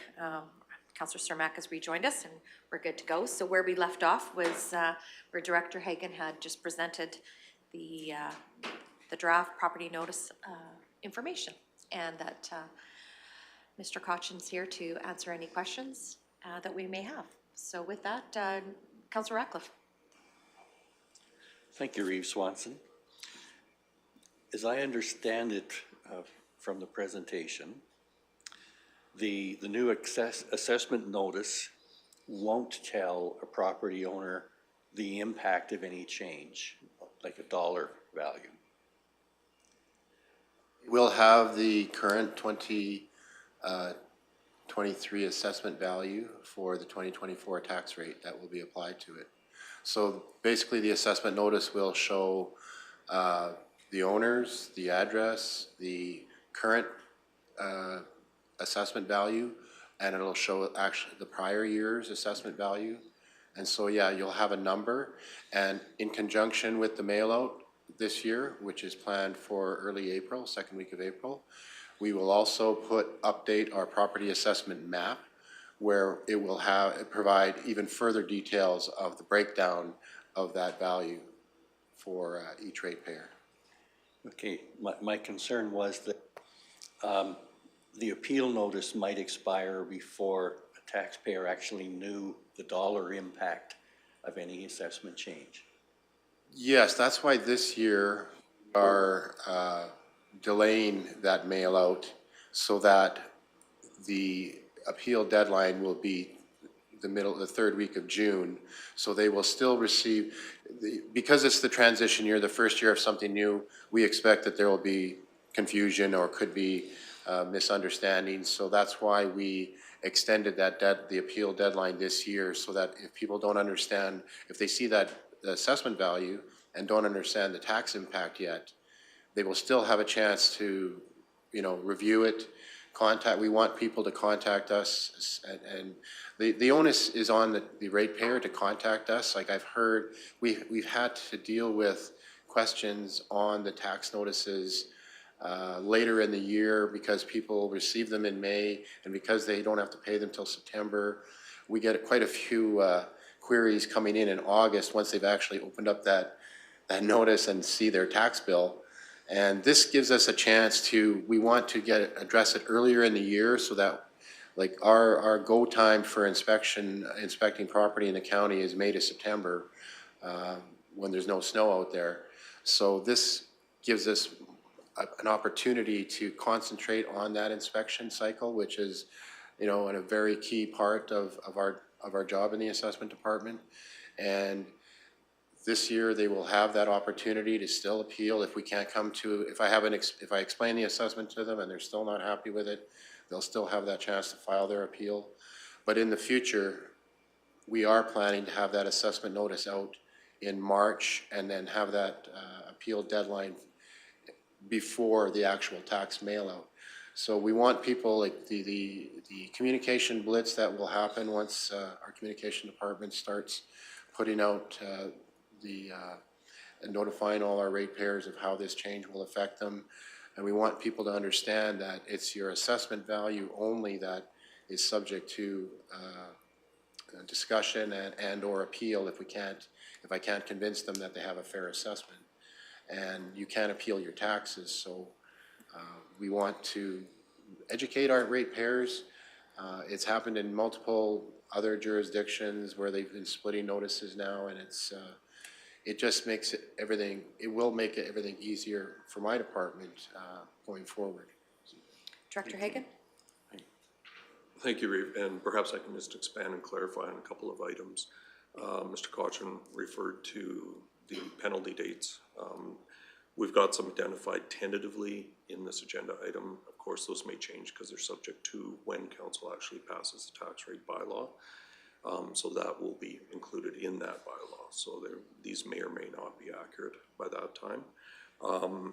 Another point I'd like to make is that in addition to updating the assessment map on our website, there is a property tax calculator there. So when folks get their 2024 figure for our assessment based on 2023, then they can go in and see what that new assessment figure looks like by applying last year's rates. So assuming no change in tax rates, they would have a rough estimate of the impact on the property taxes overall. And again, recognizing that may be subject to change if the tax rate changes. Thank you for the clarification. Follow-up? Are we good? Yeah, follow-up, Councillor Ratcliffe? I really like this initiative for bringing more transparency to the process, bringing more fairness to it, more understanding to the taxpayers. So thank you. Thank you. Deputy Reeve Melhoff? Thank you, Reeve. I think this is great, and it gives us also an opportunity to have 2 more mail outs that we can put information in, and maybe surveys if we're looking for feedback from the community, et cetera. So I think that there's some opportunity here. You mentioned that you've pushed the appeal to the 3rd week in June. I was under the understanding that the appeals were set by legislation. We get to choose that? So we can change the appeal timeframe? It's 60 days from the mail out date. From the tax mail out or the assessment mail out? Well, if we're going to split notice, it will be from the assessment date. But can we make it from the tax mail out still? No. Because people need to understand what impacts actually are. No, the MGA doesn't allow for the appeal deadline to be influenced by the tax mail out. It's all tied in with the assessment value, because you can only appeal your assessment value. You can't appeal your taxes, so that's why the appeal deadline is tied in with the mail out of the assessment. So how are we able to move it then? Director Hagan. Thank you, Reeve. Mr. Caution is exactly right, is that, and you are as well, Deputy Reeve, in that the MGA prescribes a 60-day window from the mail out of the assessment notice. So we can't change that. What we can do is delay our mailing this year of the assessment notice. And we did that intentionally so that that assessment date, while it still conforms to the MGA requirements, would land after people have their tax notices in hand and help that transition. In the future, we will gauge feedback that we're getting from the community. And if we feel there's enough education that has taken place and enough understanding, then we have the opportunity to move that assessment date closer by mailing out those assessment notices earlier. So we're still abiding by the window, we're just moving the whole window. And potentially we could end up in a year or two with the assessment deadline falling before people get their tax notices. But again, they have some tools that we've provided that they can estimate that dollar and cent impact on property taxes before they see their actual notices. Okay. Subsequent? Yes, please. Thank you, Reeve. I really like the different communication pamphlets that are with this. Are they being mailed out then with the assessment in the actual mail out, or just go see the website, it'll be there? I believe the intention is that they would go out, but they'll also be available through other means as well. Perfect. I think a lot of people are looking for that, like in hand, especially on a big change that impacts their wallet. And I like that we're really breaking down how this works. I really appreciate that. Thank you. You're welcome. Yeah, I would concur. Councillor Lougheed? Oh, sorry. Yeah.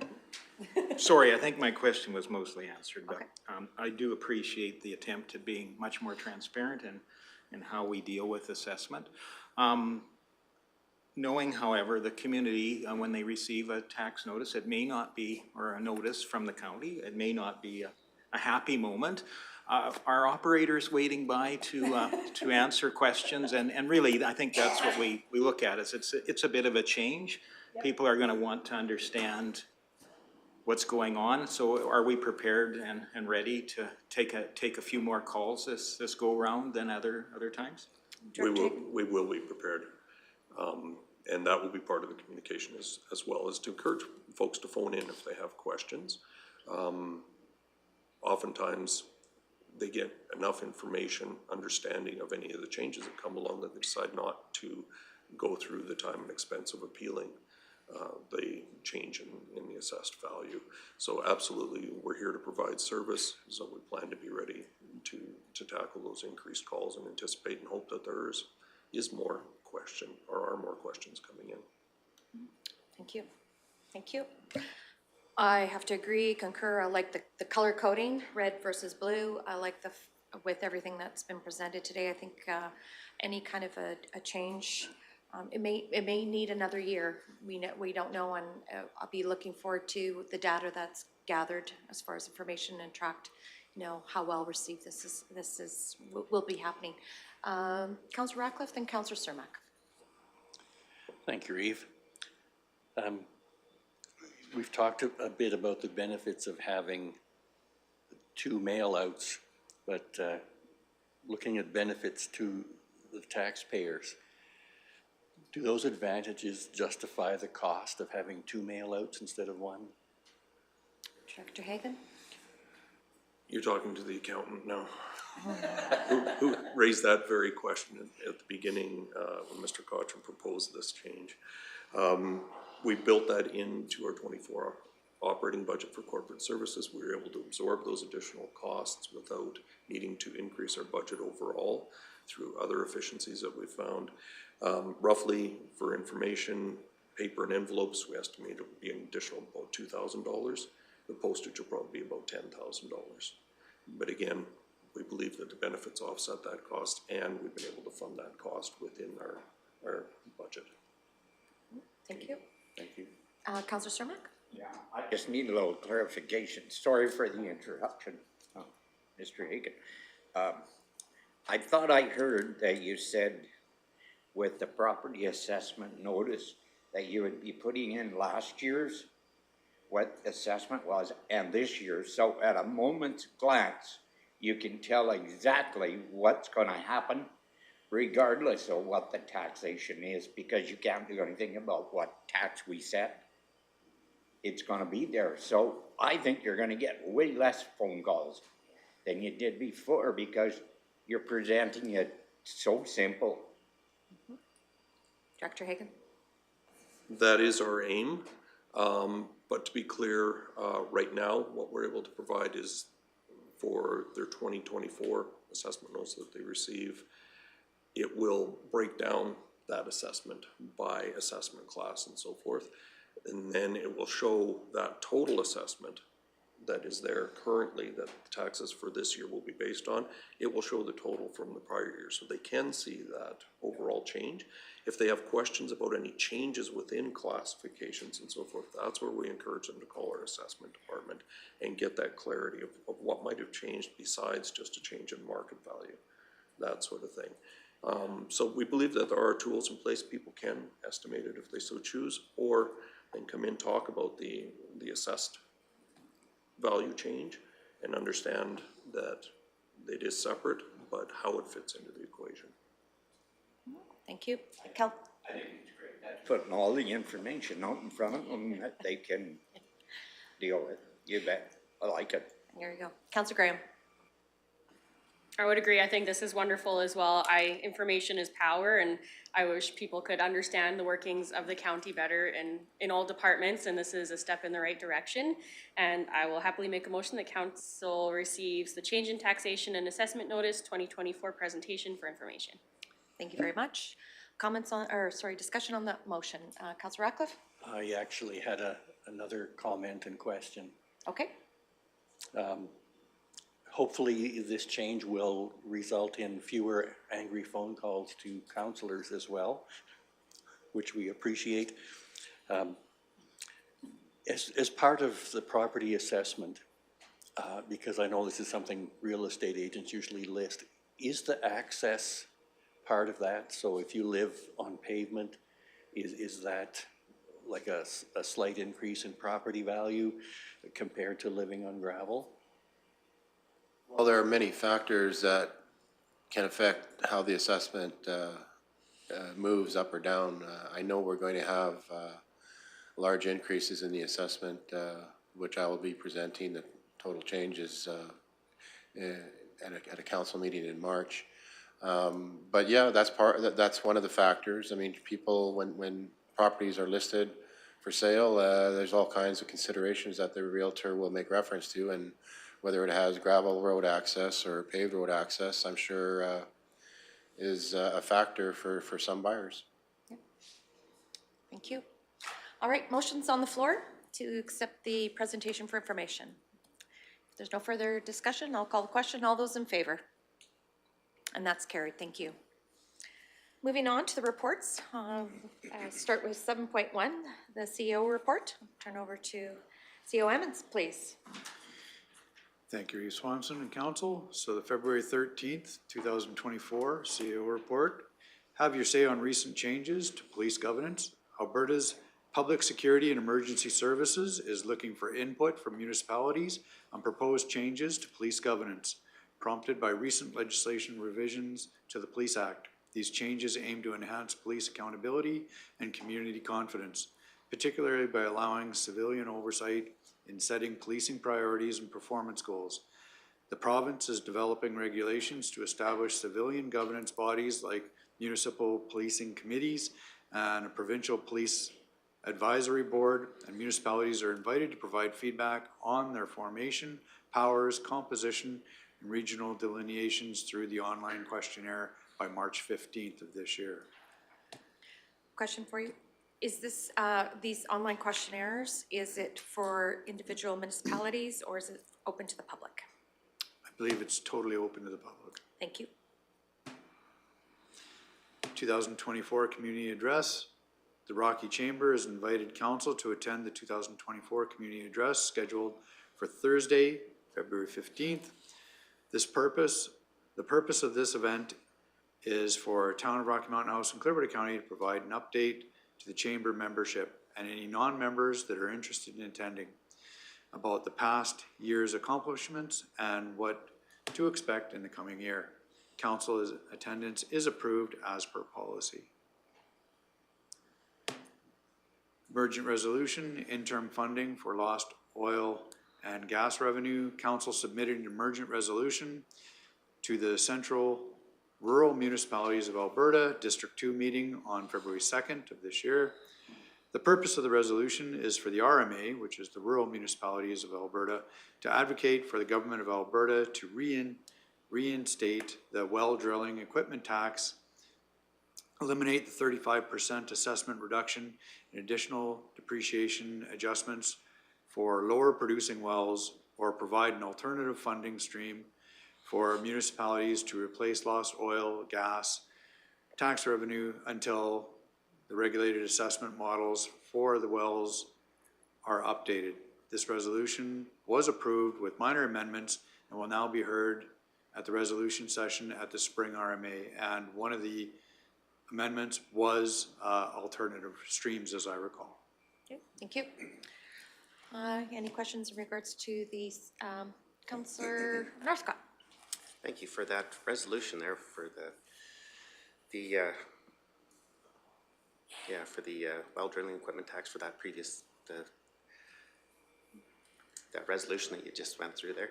Was there any considerations or consultation, or was there any information provided to council in regards to the energy sector and the activity that's currently happening in the energy sector? Like for example, say the number of active drilling rigs. I might be mistaken, but I think there's only just a hair over 100 active drilling rigs in the province. So a busy year would be, you know, upwards of 500 rigs. I think there's been a small reduction, you know, roughly 10% even just from last year at this time. So I know we have a lot of oil and gas businesses and employees in this area. I was just wondering the impacts that it could have, you know, on maybe local businesses or staffing, or just wondering if any of that information was provided or. So I guess CEO Emmons, I might ask that maybe there is my observation is why the tax holiday was put in place in the first place by the former premier in this, and maybe that would help Councillor Northcott understand why the ask for the resolution to remove that tax holiday. So if I may, Councillor Northcott, this time around, no. This is a build on the first resolution that council passed, and all that background was provided previously. From my involvement, I believe there was a greater understanding and acceptance, maybe understanding is too kind, but an acceptance with rural municipalities when the provincial government first put this in play. Oil was hovering around $30 a barrel in that neighborhood. With the province continuing that freeze when we're in the 70s and we're 80s, I believe that understanding is diminishing. So this emergent resolution was building on the previous, as this was already brought forward once. The central zone meeting did ask for clarification and wanted alternative measures, alternative options eliminated. And I looked to the council members that were present for clarification, but when I zoomed in, that's what I heard. So they're just looking for, the central zone was straight up looking for the elimination and clarification. Mm-hmm. Thank you. Subsequent? Yeah, no, the way I understood that, why that was initiated, it was an incentive program to incentivize the energy sector. So I understand what it was for, but it's nice to have that information before you start pushing something that might have a negative consequence later on down the road when you don't have that information, and you know, there could be consequences after. So I'm not saying I'm for or against it, I just really wanted to see that information. Thank you. Deputy Reeve Mulhall? Thank you, Reeve. Yes, I believe it was for to incentivize the energy industry for sure. But unfortunately, it was on the backs of municipalities. And if they really want to incentivize, if the province wants to incentivize the energy industry, they should use their bottom line to do it, not ours. So if we want to incentivize our own, because you said we have our own companies here locally that we would like to help, there's ways we can do that with our bottom line. We can do a bylaw specifically for economic development, tax rate bylaw changes to incentivize our own industry. I just take offense for when the province is doing that for us on our behalf. But I would absolutely welcome the conversation of how we can help our own producers in our own backyard with our own bylaws. And I would love us to actually sit down and do that very thing, or try to bring in more work into our own community, and we're making that choice ourselves rather than the province making it for us. Councillor Ratcliffe. Thank you, Reeve. Along that line, it would be interesting, and I would expect the province to provide this, not our administration. It would be interesting to see what the balance is between the cost of those tax holidays and the actual benefit in activity to the economy. Councillor Northcott? Yeah, no, just really information. As far as any energy producers, many of the producers, they're active throughout the whole province, but I was more locally about the local contractors that provide services to the energy sector, and the staff that work here as far as electricians, instrumentation, welders, excavator operators, all that sort of, the local residents here in this area. But anyways, just more information is nice. I'm going to look over to Councillor Cermak. You are the appointee for the West Central stakeholders. You do have the oil and gas representations around that table. Has it been a positive, or are you going to have that in your council report? Maybe I'm jumping the gun here, We'll sorry. have some report on it, but Okay. the information I have received, and this is just, it said most municipalities, if they received somewhere in the mid-90s for oil and gas, with this holiday, it's in the mid-80s.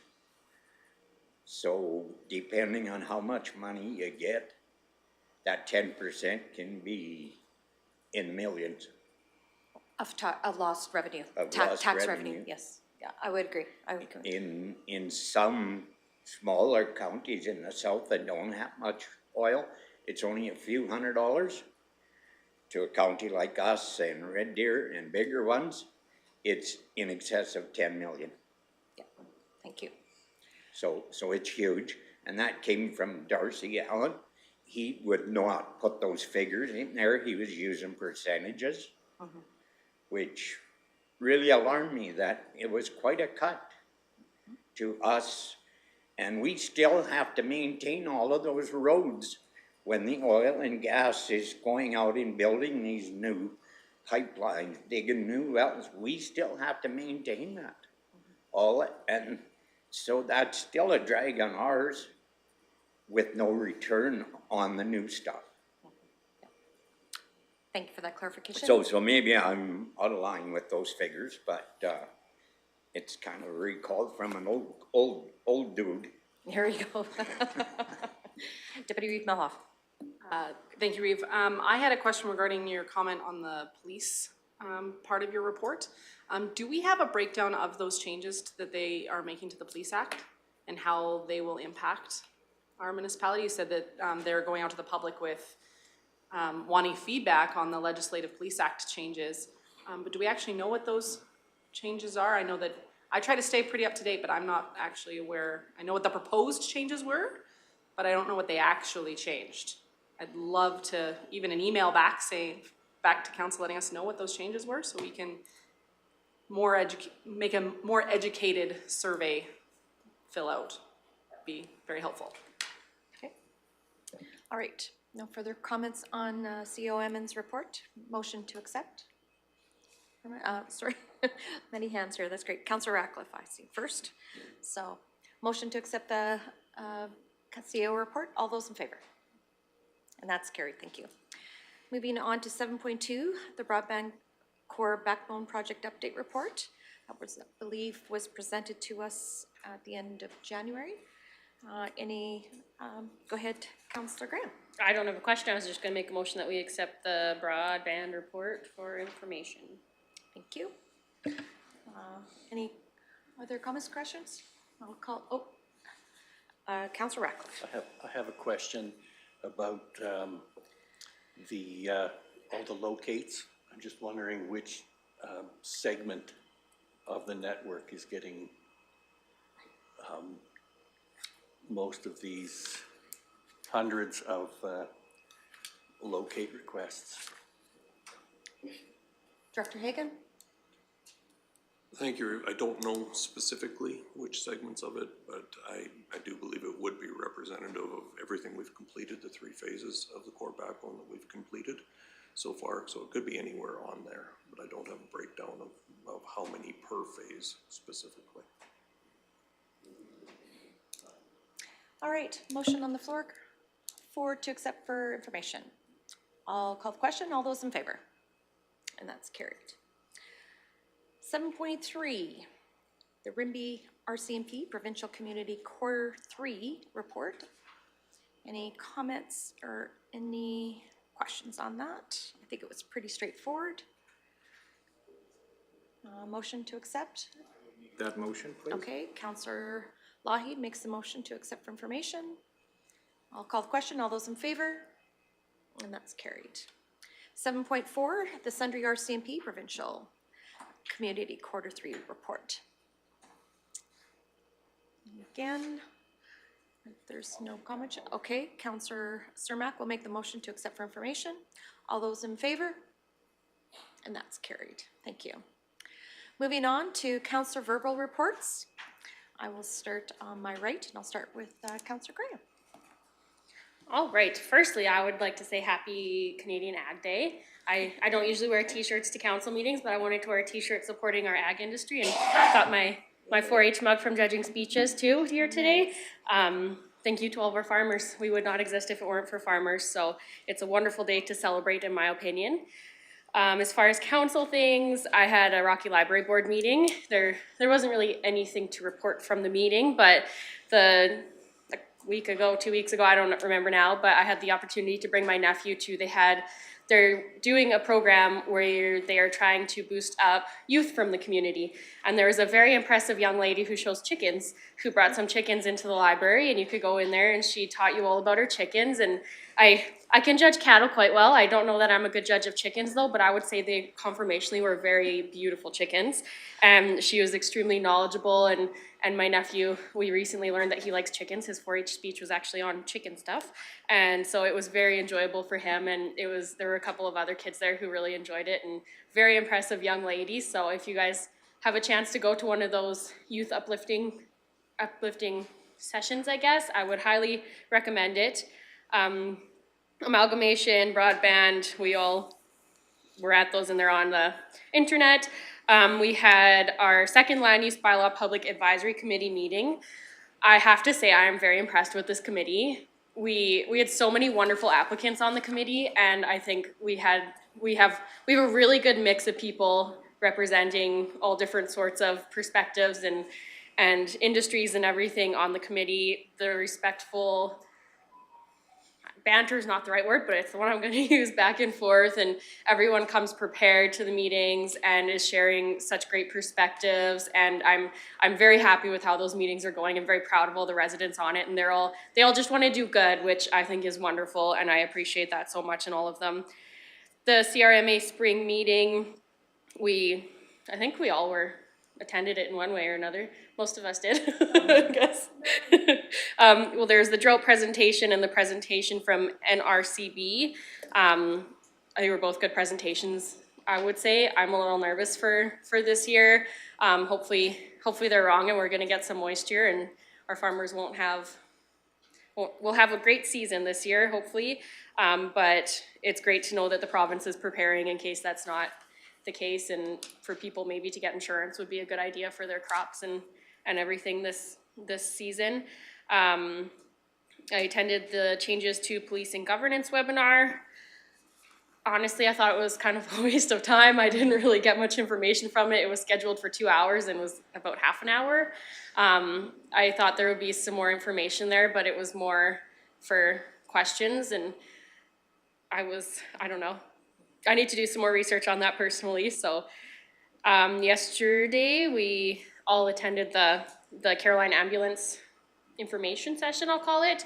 That was great. Lots of information. As someone who's not involved in healthcare at all, I always appreciate getting the perspectives of everyone and learning how that works.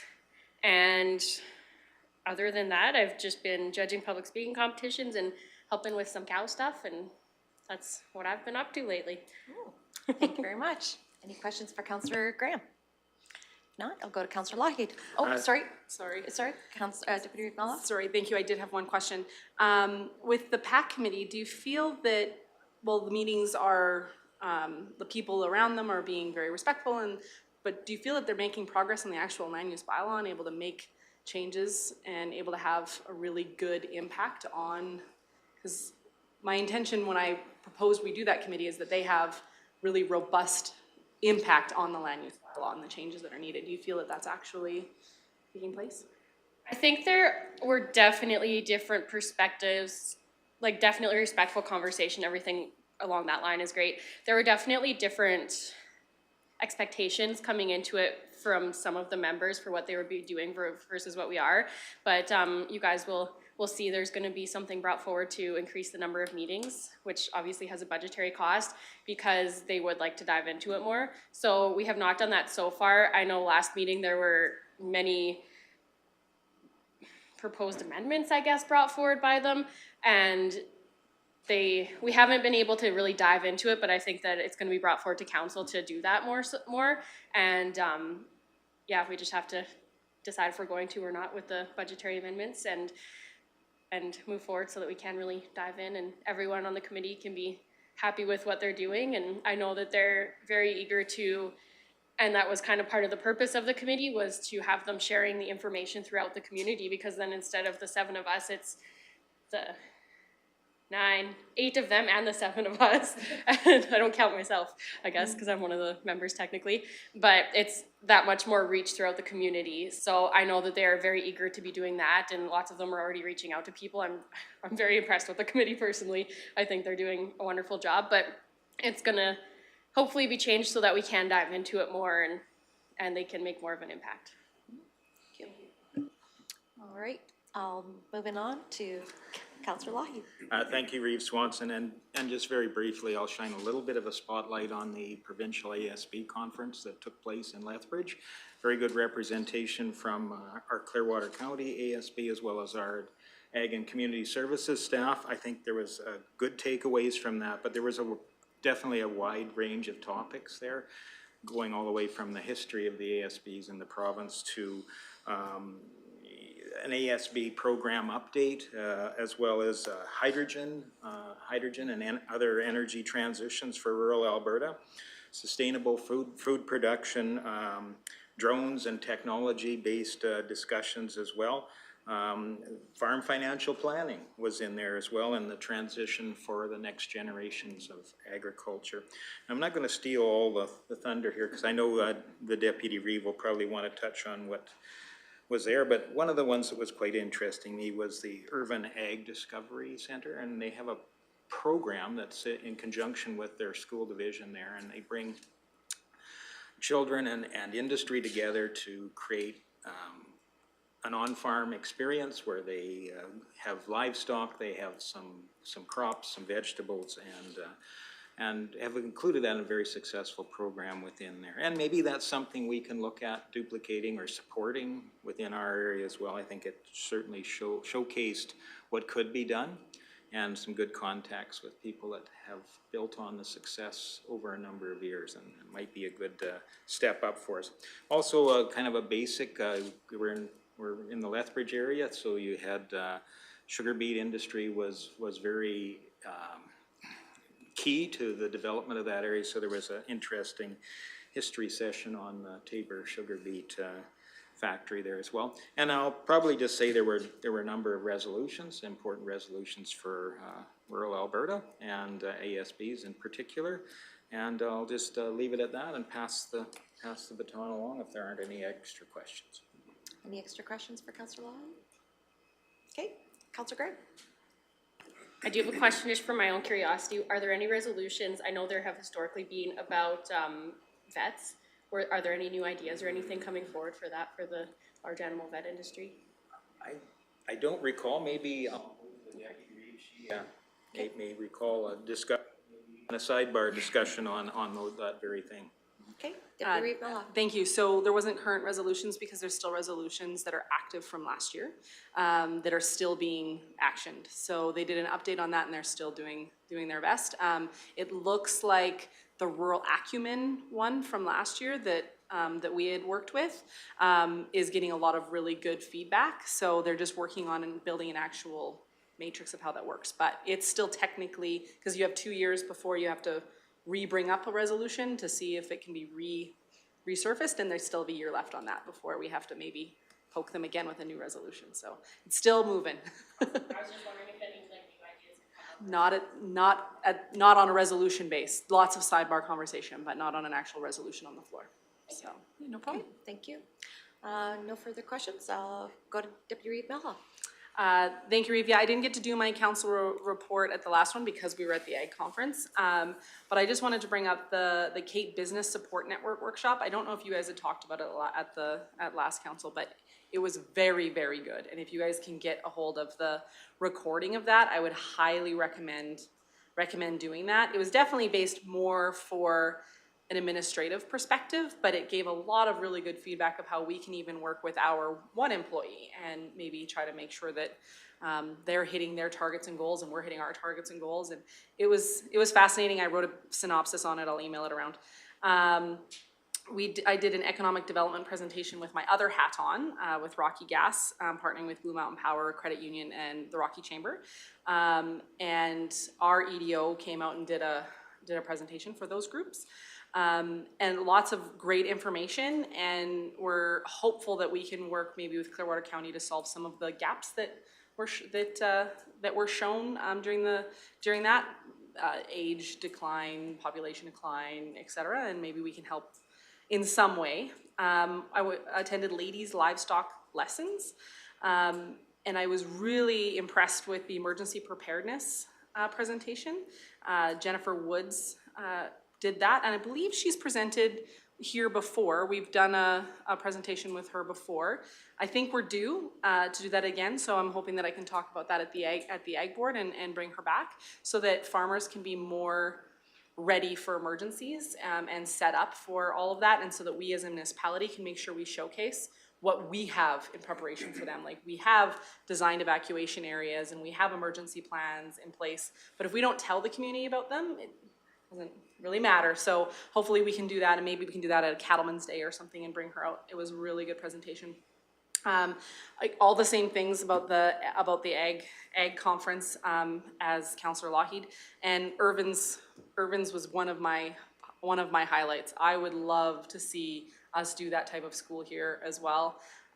Really put a showcase on kids being a part of ag and learning what it has to offer, and also making sure that they have the skills to lead. So they use kind of a similar 4-H model with, like, they have a board, and each grade is in charge of a different part of the farm. So, and as an example, grade 2 is in charge of hatching the chickens and making sure that the chickens are good and the eggs and all of the things. And they give a different grade, a different level of what they think they can take. And then in the summertime, their ag society and not-for-profit groups continue with the farm, because when school's not in, they still need that. And I believe they said that they have a farm stand available to actually have the produce available to the community, and it becomes like an ag tourism destination. It's really neat, and I hope to take my family there this summer. And I also wrote a lot of notes on the hydrogen one. I can send it around rather than talking about it to you today. Amalgamation committee stuff is available on the website, so I won't dig deeply into that. Broadband committee I felt was excellent. I thought it was a great meeting, a great update. I really am looking forward to finding a way to connect North Saskatchewan River Park. I'd really like to see that happen for the betterment of our community, so I'm really hopeful that we can see some progress on that. I also, the health engagement team, we had a meeting with that as well. Several doctors are being interviewed right now, which is such great news. We're getting a lot of traction because of the new operating room builds. A lot of the doctors are seeing, yay, new operating room, and want to come here. Really hoping we can get them privileges. So that's great that they want to come here, but if we can't get them privileges, that becomes the problem, right? So, and I think that we need to also look at focusing on a change of how the IAs are actually presented. So an IA is, so Red Deer will produce a position, and they'll say how long you're in the ER, how long you're in clinical, how long you're in a community like Sunchild, O'Cheese Bighorn, how much time you get for those. I think it's important that we ask them to build one for the ER.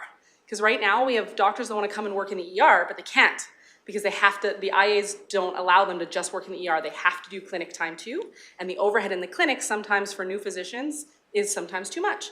So they want to just work in the ER. In the current setup, they can't just work in the ER. They have to also be assigned to a clinic. And in our case, the clinic, the one clinic we have. So that can sometimes pose an issue when you're bringing new docs in. So maybe that's something we need to work on. I did a big synopsis on the Brownlee emerging trends. I can circulate that around as well. Really liked the ability for municipalities to build incentive bylaws for businesses. And I really think we should look at the positives and minuses in how that can help Clearwater County, whether that's tax deferrals or tax something. And that's us then as a municipality being responsible for our own destiny and our own economic development and not putting that, making it somebody else make that decision for us. I think we need to look at how that could work for us. So, and everything else was already said, sorry. Okay. 2 questions. Yes. What's an IA? Oh, sorry, that's just like the job posting. So that's what they call the job posting. So it's their vernacular for if they want a doctor to come here, they put what's called an IA out with Alberta Health Services to be filled by a physician. Okay, thank you for that. Yep. And in regards to the Brownlee, I believe there's another session coming up for some of the other counselors here, so that will be attending. I believe it's this week or next week. So there'll be another opportunity for some of the other counselors to, because I know they do 2 sessions in the month, so I think that's they awesome. said they were different though. Nope, they're the same. Oh, Yeah, okay. they're the same things, but it's always great to Okay. have the perspectives from both, like for how we see it and what really got us excited in regards to what was presented. Any other questions for Councillor Ratcliffe? Thank you. Being in charge of our own destiny, that's something that I think needs more effort. Regarding the operating room privileges for this multi-million-dollar facility that's sitting there unused, what action is being taken to change that, and how many bus loads do we need to send to reinforce that need? Deputy Reeve Mallow? Thank you, Councillor Ratcliffe. So several letters have been sent, as well as lots of different conversations in the background. I'm told by Councillor Chappelle from the town, who sits as my counterpart on that team. When the minister was here last week, he was able to meet with her, and which was great, and sit down and explain some of our issues, with particularly around one of the privileging we're really trying to accomplish. One of our physicians has privileging at basically anywhere else in this province, but can't seem to get it here on a full-time basis. She would like to accept an IA, and she can't seem to get a full-time position here. So we're working with advocating for her on that front, as well as the current head of the physicians at the hospital. He's new in the last, I believe, 6 months, but it could be longer than that now. He's very active in helping to change some of that and doing extremely well. Dr. Ludwig, he's working very hard on that and working directly with our team to help advocate. There's going to be some requests coming from the team to the town and the county for some things they think that the town and the county can help with as far as building resolutions and or advocacy. So stay tuned, that's coming. Okay. Hopefully that answers your question. Yes, great, thank you. Thank you. All right, moving on to Councillor Northcott. I do. Question for... Oh, do you have a question? I absolutely Sure. do have a question bet. for Deputy Reeve Mallow. I heard the word population decline in there, and that's just, I know everywhere I've went there, I hear this narrative sometimes that there's a population decline, but it seems much different when in reality, that it doesn't seem to be true because, you know, I think we were all witness just a few weeks ago in that really cold weather that everybody had an alert on their phone that the Alberta electrical grid was overloaded and, you know, may have to have rolling power outages. So that doesn't seem like a population decline to me. The other thing is there was, you know, not very long ago, there was a air quality alert for Calgary, you know, smog and low air quality. Doesn't seem like a decline in population there either. Even the discussion with doctors. You know, I went just at Christmas time, I was right at the Christmas break there, I was sick. I went to a clinic and I know other people were welcomed with the same sign. But, you know, it's just shortly after 10 o'clock in the morning, people are no longer allowed, or they cannot, you know, it's just too many people. So there's no doctors available to, you know, to walk in clinics to be able to service residents and citizens. So I was just wondering where the population decline was. Even other provinces, I look, you know, I'm just curious where this population decline is because it seems like it's just a one-way street, and I'd like to see that narrative corrected because I don't see that in reality. Deputy Reeve Melhoff and then Councillor Lougheed. Thank you, Reeve, and thank you for the question, Councillor Northcott. The presentation we had was based on Clearwater County specifically. I can't speak for the whole province. I know that in general, I believe our provincial population has actually gone up.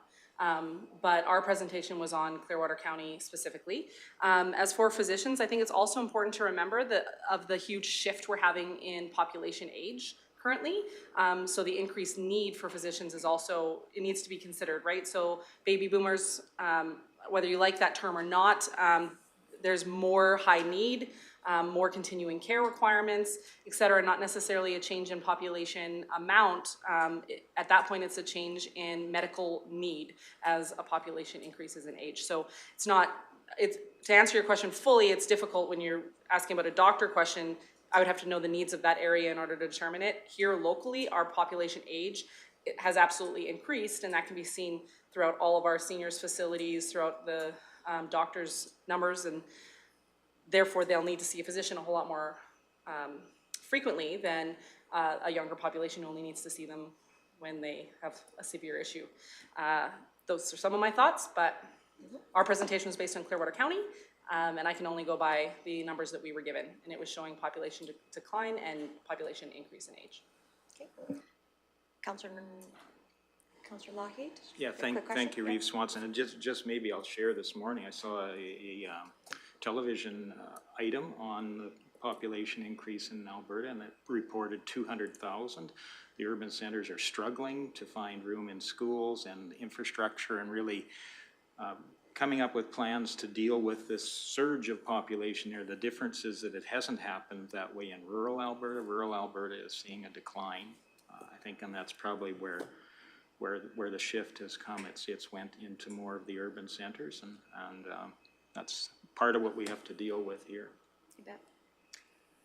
Councillor Northcott? All right, yeah, thank you very much for the discussion. You know, I do know when I drive through the rural landscape of Clearwater County, or what is still there, there are a lot more houses and residences across the rural landscape of Clearwater County, so it's, you know, I'll just leave it at that. Okay, would you like to continue with your report? Sure, I don't have a whole bunch to report. Councillor Graham, Lougheed, and Deputy Reeve Mel have covered quite a bit of the things that I was at. The ambulance information, that was really great staff there, great people that sit on the board there and stuff, so that was nice to be able to go there. Other than that, everything else was really actually covered that I'd attended. So. Okay, thank you.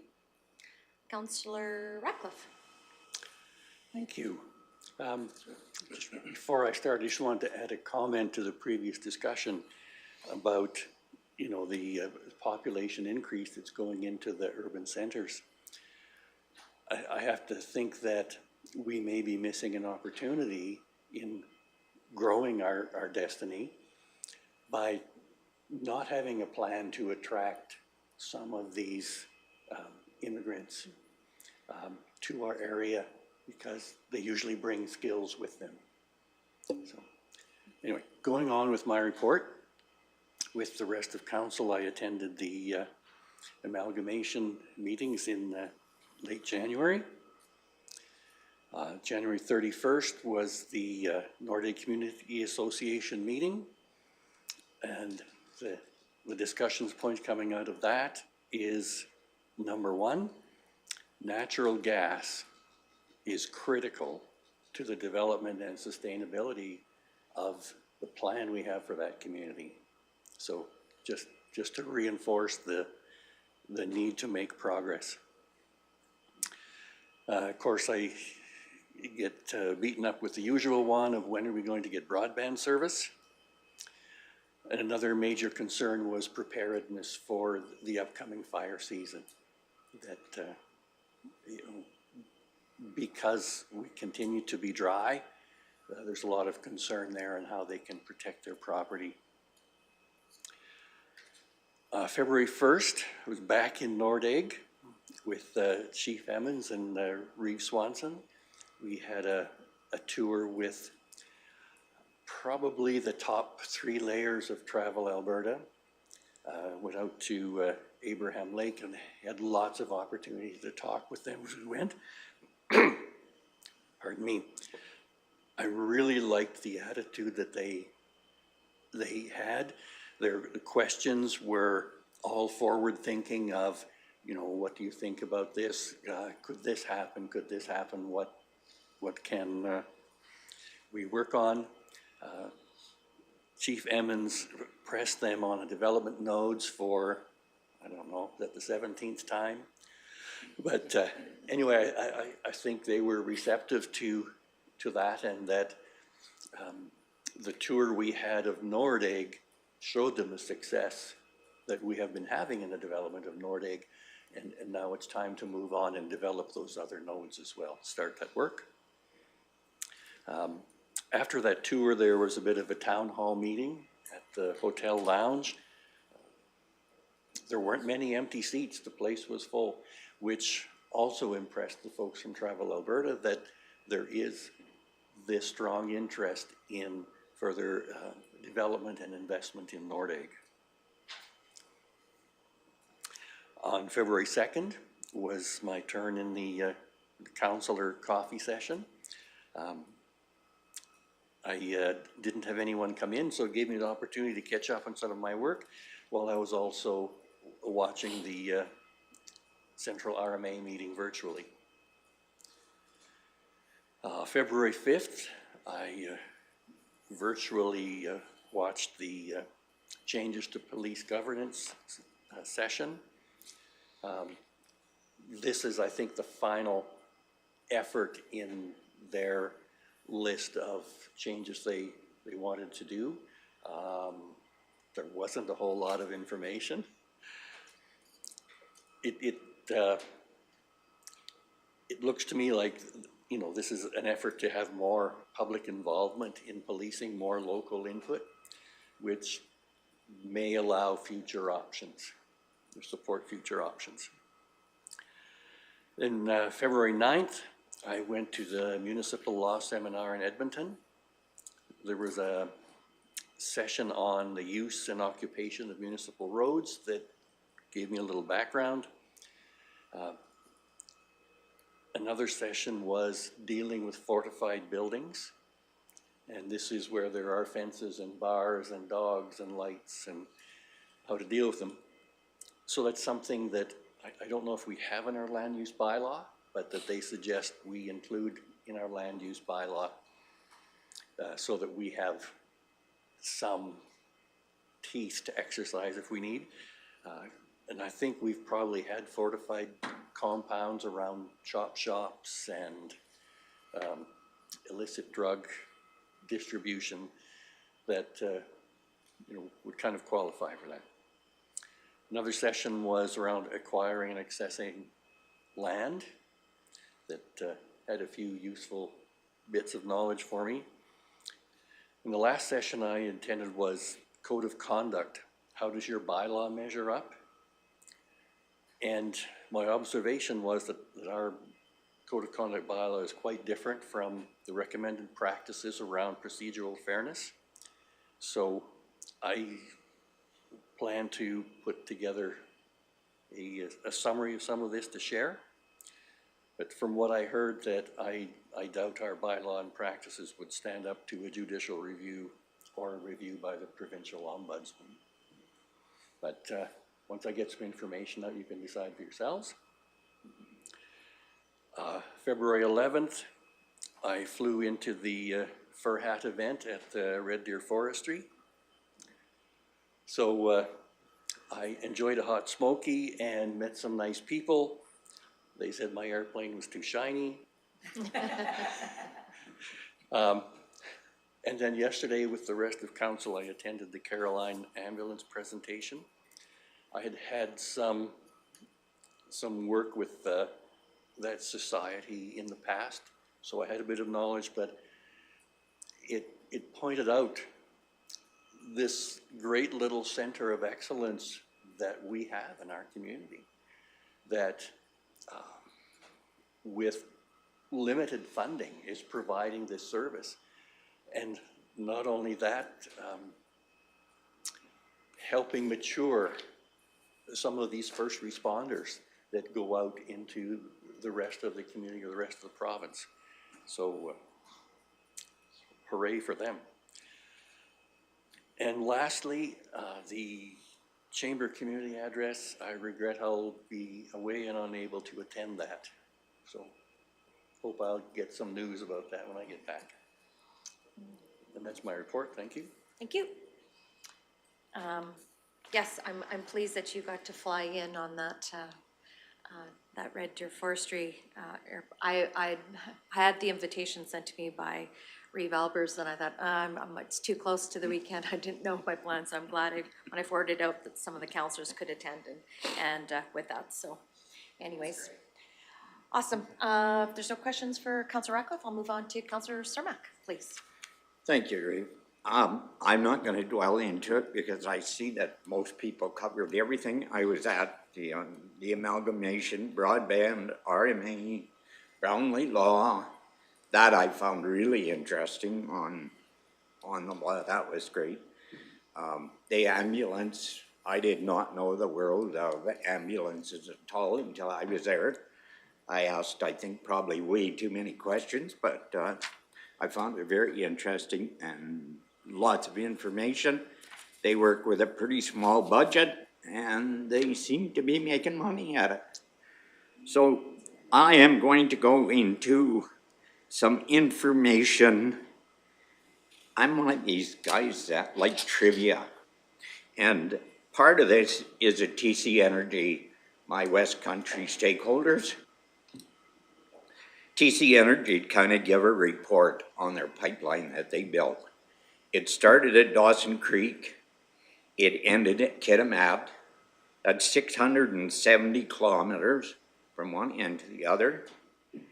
It is the Coastal GasLink project, an LNG project.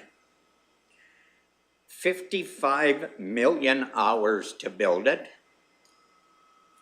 6,000 people employed building it. 5 years just for the construction. They started in 2012, and they just finished the last tie-in well in October of 2023. That's a long period, but just 5 years to build it. Right now, they are working on the facility at the coast to take the raw gas and put it into liquid form. And when they do that, there should be a reduction between 60 to 90 billion tons of carbon recaptured. And this stuff will go all around the world. While they were building it, each community along the 670, there was $13 million that were invested just in the communities. And we happen to be one of them, Clearwater County. And they hope that this will hit the world market in 2025. And it's a 20% investment with Indigenous. Interesting. TC Energy is a great one. their pipeline that they done from 670, they monitor that, they walk it for the next 5 years, just to make sure that there's no leaks or anything in the pipeline, no erosion, that the fish can move around. So they're gonna be in our community for the next 5 years spending more money. Amazing. And then the other one I want to talk about is Darcy Allen with the farmers group. He said that the Alberta government, maybe it's provincial or federal government, but anyway, some of the oil companies are lobbying to reduce the well site size. Any well that has not had any infrastructure on some percentage of it, they can reduce it by 60%. Therefore, 60% of your revenue is going to go down for the farmer. This is going to be in a trial over the next 18 months, and they're picking 100 sites, and the farmer has to approve it first. The oil company has to go to the farmer and say, are you willing to reduce it so that you can get your farmland back? That 60% produce some crop on it. I think the people that that grow cereal crops are all in favor of it because they can make more money growing cereal crop than they can off rental on that same acres of land. So I think some people are going to go for it. And one other bit of trivia I found with Paramount, we know that they're in the area. They have one rig working in the Beaver Flats area. There's going to be 6 wells there. It started a week ago, I think, and they plan on wrapping up the 6-well site by June of 2024. And they are excited about it, and they're putting in their gas plant just to the west of the Arbutus Hall. And I did attend the 4-H. I had to go see my great-grandchildren speak, and what an organization, the 4-H, to get our youths involved in business. In some of these kids there, they have bank accounts $30,000, $40,000 by the time they get out of school for selling beef cattle and stuff. Some of those kids got a bigger bank account than I do. Like, it's amazing, these kids, and how enthusiastic they are and passionate. It's just great to see. I wish it was available to everybody, but you know, you gotta be a farm kid. And then I have one pet peeve, and it's probably gonna hit Mr. Emmons. At the James River, we have our sign down there, the Clearwater County one, and it's one that sits right on the ground. And as you come up to there, there's the bridge, the James River Bridge, and then the approach is just on the north side of it. And then our sign is just to the north of that. And when the snowplow plows his wing out there, you gotta be 10 feet away from the sign before you can see it, because the bridge eliminates the sight line and the snowbank. Is there any way that we can lift that up? Like Highway 54 has got one that's on about a 3-foot leg, just to get it so that people know that they're entering a beautiful county instead of wondering, what was that sign we just went by? If there's any way that we can lift that up, just because I'm pretty proud of our county. That's it. Thank you, Councillor Cermak. Questions for Councillor Cermak would be Councillor Northcott.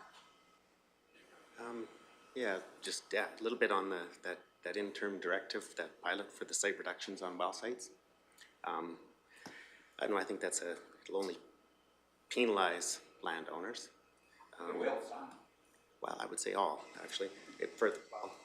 Almost all, or 99.99, really, because if you have a well site, it'll reduce the annual rent for the landowner. And even if you do have a, say, minimal disturbance well actively right now, with the tech fence around it, you know, you can still pasture the grass there. You can still seed it, cultivate it, grow cereal crops, and really all I see this doing is it might reduce the little, you know, maybe $1,000 or $2,000 or whatever it is for the annual surface rent to the landowner. However, it's gonna double the work for reclamation certificates. Because now you're gonna have to do a phase one, you're doubling everything. So it's actually gonna be more of a burdensome cost on the energy sector. So you'll have 2 phase ones, your phase twos, your vegetation assessments, your site visits, like it way more outweighs. It creates a whole pile more unnecessary roles, consuming people just to create more inflation on projects. So it's a disappointment. I wouldn't support that directive. And you want to follow up? Go Yeah, ahead, Councillor can Cermak, I you bet. answer that? You're absolutely right. If you're into pasture landed, it's going to reduce it. But the key thing here is that it's a reduction of a lease that has never had anything done to that portion. Other than maybe some rig tank sitting on it or something, there can be not of any infrastructure ever put on that 60%. And that's the most that they can reduce it by, 60%. But it has to be on a site that is never being touched. And the landowner has a right to say, yes, you can go ahead and do that and look at it, but I get to say yes or no. So it's totally up to the landowner. I think it's a pressure from the oil companies that are close to bankruptcy just to reduce their expenses. And it's for 100 over the province of Alberta for the next 18 months. And I think it's they're appeasing the oil companies. Let's face it, the oil companies give a lot of money to Alberta. So you're gonna help wherever you can. I think the Alberta government is throwing them a rescue rope, let's say. Subsequent? Okay, Councillor Northcott. I really enjoyed the discussion on this me topic. too. Absolutely. But I think I absolutely understand the intent of where what they're trying to maybe do is save a little bit of annual surface rent for the oil company and not have to, you know, pay landowners for that. But the multiplication factor for the additional work that they're gonna have to do to obtain a reclamation certificate for that 60% of the lease. And then later on, you still have to go back and get a reclamation certificate for the other 40%. Yep. So your workload's doubled. And, you know, if you need that room for your flare stacks and to meet all the spacing requirements for the AER and stuff like that, well, then you need that well site. It really only penalizes, it just penalizes, it's less income for the landowner. And it would be more of an expense for the producer too, in my opinion. Yeah. I will just, I will not mention the name of the farmer who, because I said that at the meeting, I said, boy, that's gonna really reduce my income. And the one farmer, I won't mention his name, got up and said, you know what? If I'm gonna do a cereal crop, I can make more money on that land than they can pay me. And he said, my site on my place, I get about 3,500. And I think this particular guy said he gets close to $4,000. He said he can make more off that 60% in a cereal crop than you can from rent. Which I said, okay, you figured it out, I haven't. I like the 3,500 I get just for a 400 by 400 lot size. There you go. Yeah, so lots of blinky lights here, so we'll go with great conversation, Councillor Cermak. This is great, so. I found very interesting For sure. the stakeholders meetings. Absolutely. Councillor, I'll go Deputy Reeve Melhoff, then Councillor Graham. Thank you, Reeve. Fascinating, because on the surface, it would look like, yay, we're freeing up more ag land instead of it being energy land. But looking at it from that perspective, it's not necessarily that beneficial. It's just doubling it. Like, I love this perspectives. But I just you're actually putting people to work to do that. Yeah, To do this. it's just 60%. fascinating perspectives, right? And how there's several sides to every coin. But I just wanted to clarify the one statement you said you had to be a farm kid in order to do 4-H. Absolutely not accurate. Oh, You- okay. Yeah, so you don't have to be a farm kid, you just have to be super motivated and want to be a part of an amazing organization, and we will find a way to help you be a part of that group. Rocky North in particular, you don't even have to do beef cattle. We have, or they have, not we, they have equine, they have woodworking, they have mechanics, they have, if you have a project and you wanna do it, they can try to make it happen for you. And they even have people that are living in urbans that are keeping their cattle on other people's farms in order to make sure they're a part of that amazing organization, because they don't have a farm themselves, so. I did not I would know that, encourage- Jenny. yeah. I think that's fantastic. Absolutely. For the kids. For sure, I would encourage anybody that wants to be a part of it to reach out to their local 4-H, and they will find a way to help you be a part of that organization. Fantastic. Love that. Counselor Graham? I was gonna make the same comments. I would echo that. There, even in towns though, there's like arts and crafts 4-H. There's 4-H for everything almost. I've been in arts and crafts and veterinary 4-H. We had a vet club here one year and we got to dissect calves. It was the calf I wanted to have as my steer that year, so it kind of sucked, but it was very informative and yeah, lots of opportunities. And it is extremely important. I wouldn't exist if it weren't for 4-H. My parents met at a cow show, so it's a wonderful program. Baking, yep. Anything almost. It's awesome. Counselor Ratcliffe? I can't believe that at 75 I'm learning more stuff. It's great. Love it. Don't stop. Yeah. Thank you, Reeve. I just have a question for Councillor Cermak. Well, just a point of clarification. Did I understand that this program of reducing the site size, because it's land that has never been developed on, it may not need to be reclaimed, and it's a 100 site pilot? Yeah. So it's a limited. Yes. It's 100 over the next 18 months. Yeah. Okay. Interesting. Thank you. Yep. Thank you. All right. And if anybody needs any more information on it, just go to the Farm Advocacy website, Darcy Allen, and he can give you tons of information. That man is a wealth of knowledge if you get to know him. And he is so easy to approach. Fantastic. Yeah. Yeah. We couldn't have a better person looking after the farmers, the farmer advocate than Darcy Allen. Okay, so I'm gonna limit discussion. Okay. So, because we're getting in this, so, I'll allow Councillor Northcott to, continue, and then I would like to continue with, my council report, so we can get on with the meeting. Yeah, please. sorry, That's I was okay. just curious of how much government, like how much tax dollars are taken to implement or gonna proceed, like how much money did it cost to create this pilot and the amount of really unnecessary roles it's gonna create, like it consumes people. And, you know, we need healthcare staff, roofers, electricians, all that stuff, but just another unnecessary role paid on tax dollars. I would offer that it's probably an oil field company that's lobbying to do this, so they're building their own work-make project and some of this as well too, so, but anyway. So just quickly on my council report, I have given you guys a written copy and I'm not gonna go through the page and a half that I've done, I'm just gonna, yes, amalgamation, broadband, CRMA, Travel Alberta was a great, also we had Minister Shao, the Minister of Tourism and Sport with us on that day with Councillor Ratcliffe and CO Emmons. Great oversight there, and he had never been to the area. That was fantastic, and he totally enjoyed his day. On February 5th, I flew to Ottawa for a multiple of reasons, but just to really test the waters into regards to what we can do at a municipal level at the federal table, so to speak. RMA advocacy team was there, so I did partake in a couple of their meetings with a very, very, very tight security in Ottawa because Premier Smith was in attendance to open the Alberta office. So a lot of learnings there.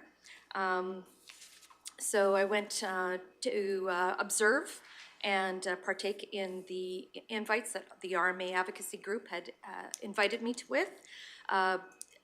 My biggest takeaways was I had a fantastic tour with our own MP, Gerald Soroka. Fascinating history there with the West Block and how they renovated it. And even to look onto what Center Block is doing, they're not gonna be ready with Center Block for another 15 years. So you will not be able to access, I wanted to go see the library there. That would have been fantastic for me, but it ain't there. It ain't there for another 15 years. So with that, I flew back on the 7th to go to the Brownlee Emerging Trends Law. And then I had an ASHA board meeting on Friday, February 9th. We have our conference coming up on March 10th to 13th. That evening, I drove back to attend the local constituency board fundraiser at Condor Hall. They had their dessert auction. You better have had a sweet tooth. Boy, oh boy, that was quite the spread. It was very good, well attended. And of course, I attended with you all in regards to the volunteer ambulance tour in Caroline yesterday. So with that, I'm happy to take any questions or conversations offline. Deputy Reeve Melhoff. Thank you, Reeve. I have many questions about your Ottawa trip that I can, like you said, take offline. But you said something really poignant at the beginning of your thing of what municipalities can do at the federal level. I've been doing a lot of digging into this, especially considering how the province downloads to us and the country downloads to the province and what we can do about it. Turns out the municipalities are not recognized in the federal constitution. And that's why we have very little pull at the federal level. So I think that we have an opportunity to leverage FCM and build a resolution to have municipalities added to the constitution. No? Nothing? That might be an opportunity to take to, honestly, at the advocacy, what I've learned for the advocacy at that level is to go it alone as municipality is, we need to either go with our own ministers here from Alberta or to go with RMA. RMA had some very good poignant meetings with different ministries, and yes, the FCM is making strides, is what I've learned with their advocacy efforts at the beginning of November, I believe, is when they have their advocacy week. So that might be a conversation to bring to our FCM representative to talk to them, and I believe that is Reeve Amberlink to bring that forward, maybe through the CRMA, through RMA, through going about that way. So that might be a good conversation to have at the RMA conference. I just think we don't utilize our access to FCM, and maybe we should. I think there'd be an opportunity there. Every province has municipalities. Mm-hmm. It sure does. Awesome. Councillor Ratcliffe? I would make a motion that councillor reports be accepted for information. Thank you very much. Councillor Graham? Thank you for your advocacy in Ottawa. That's wonderful, and I'm sure you represented us wonderfully. I just wanted to add one quick thing that I forgot to mention, and it is in regards to the library. Their showcase cinemas are tomorrow at 6:45 at the movie theater, and the screening is Priscilla, which was directed by Sofia Coppola. And for anyone who doesn't know what that is, it's just you can go and watch the movie and the proceeds go to the library. So the Rolling Stones called the movie a transportive, heartbreaking journey into the dark heart of celebrity. So if you don't have a plan with your significant other, it's Valentine's Day, so bring them to Priscilla. That is all, thank you. Thank you, thank you. I have Rocky Library. Yes, the showcase cinema has been a very, the proceeds go to the Rocky Library to fund all their extra programming, and they have brought in some excellent films in the past. All right, motion on the floor to accept councillor verbal reports. All those in favor? Carried. Looking at all the correspondence, if there's any particular letters that we want to bring up for questions or comments, otherwise looking for one fell swoop of a motion to accept correspondence as presented. Deputy Reeve Melhoff. Thank you, Reeve. Just one, Office of the Mayor and Council. Are we sending a response back to this? I think this is a great initiative. I think that it'd be a great partnership between the town and the county. The town is, it looks to me like they're requesting us to be a part of this. I think that it would be beneficial. The one that's Item on the Office of the Mayor. 8.3? Yeah, 8.3. Okay. Looks like a request from the town will that become, or will it be coming to an agenda item near us? The way I read that, Deputy Reeve Malhalf, is that was a motion by town and directing their administration, so we are waiting to hear from their Okay. administration to respond back. Perfect, so it'll maybe be an agenda item near us one day. Perfect, thank you. Counselor Surmack? Yeah, the Minister MacGyver, when he sent the letter to us, 8.1? yes, that last statement on the first page, the last paragraph, does he kind of push that we should be talking to Linda about anything that we have controversy over? Because he gives us a phone number that we can contact at any time, toll-free. So if we have any questions that could stall or downgrade, or, because I'm pretty excited about getting amalgamation going and get it done and get it finished.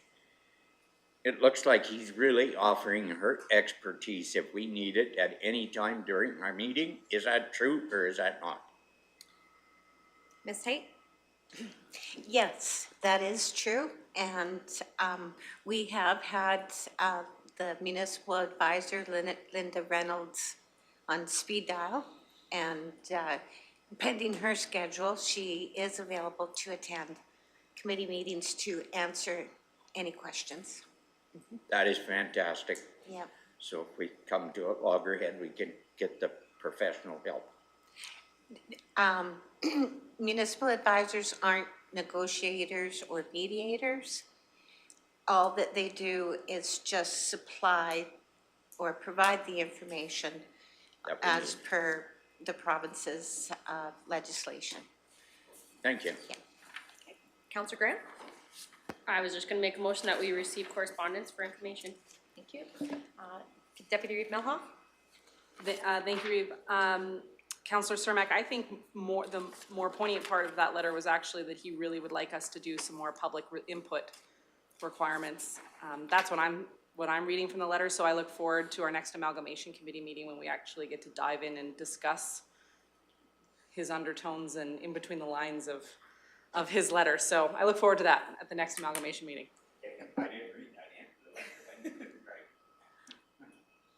Yes, and I just want to offer comment on 8.3 in regards to the Town of Rocky Mountain House notice motion.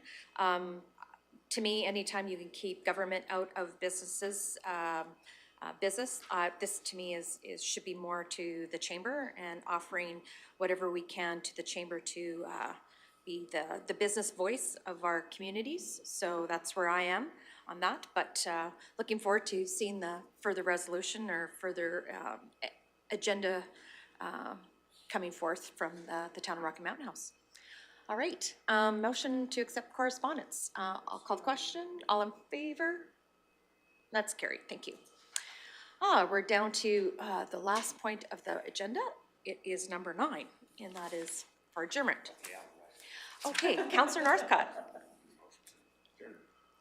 Motion to adjourn by Councillor Northcutt. All those in favor? Thank you, everyone. We're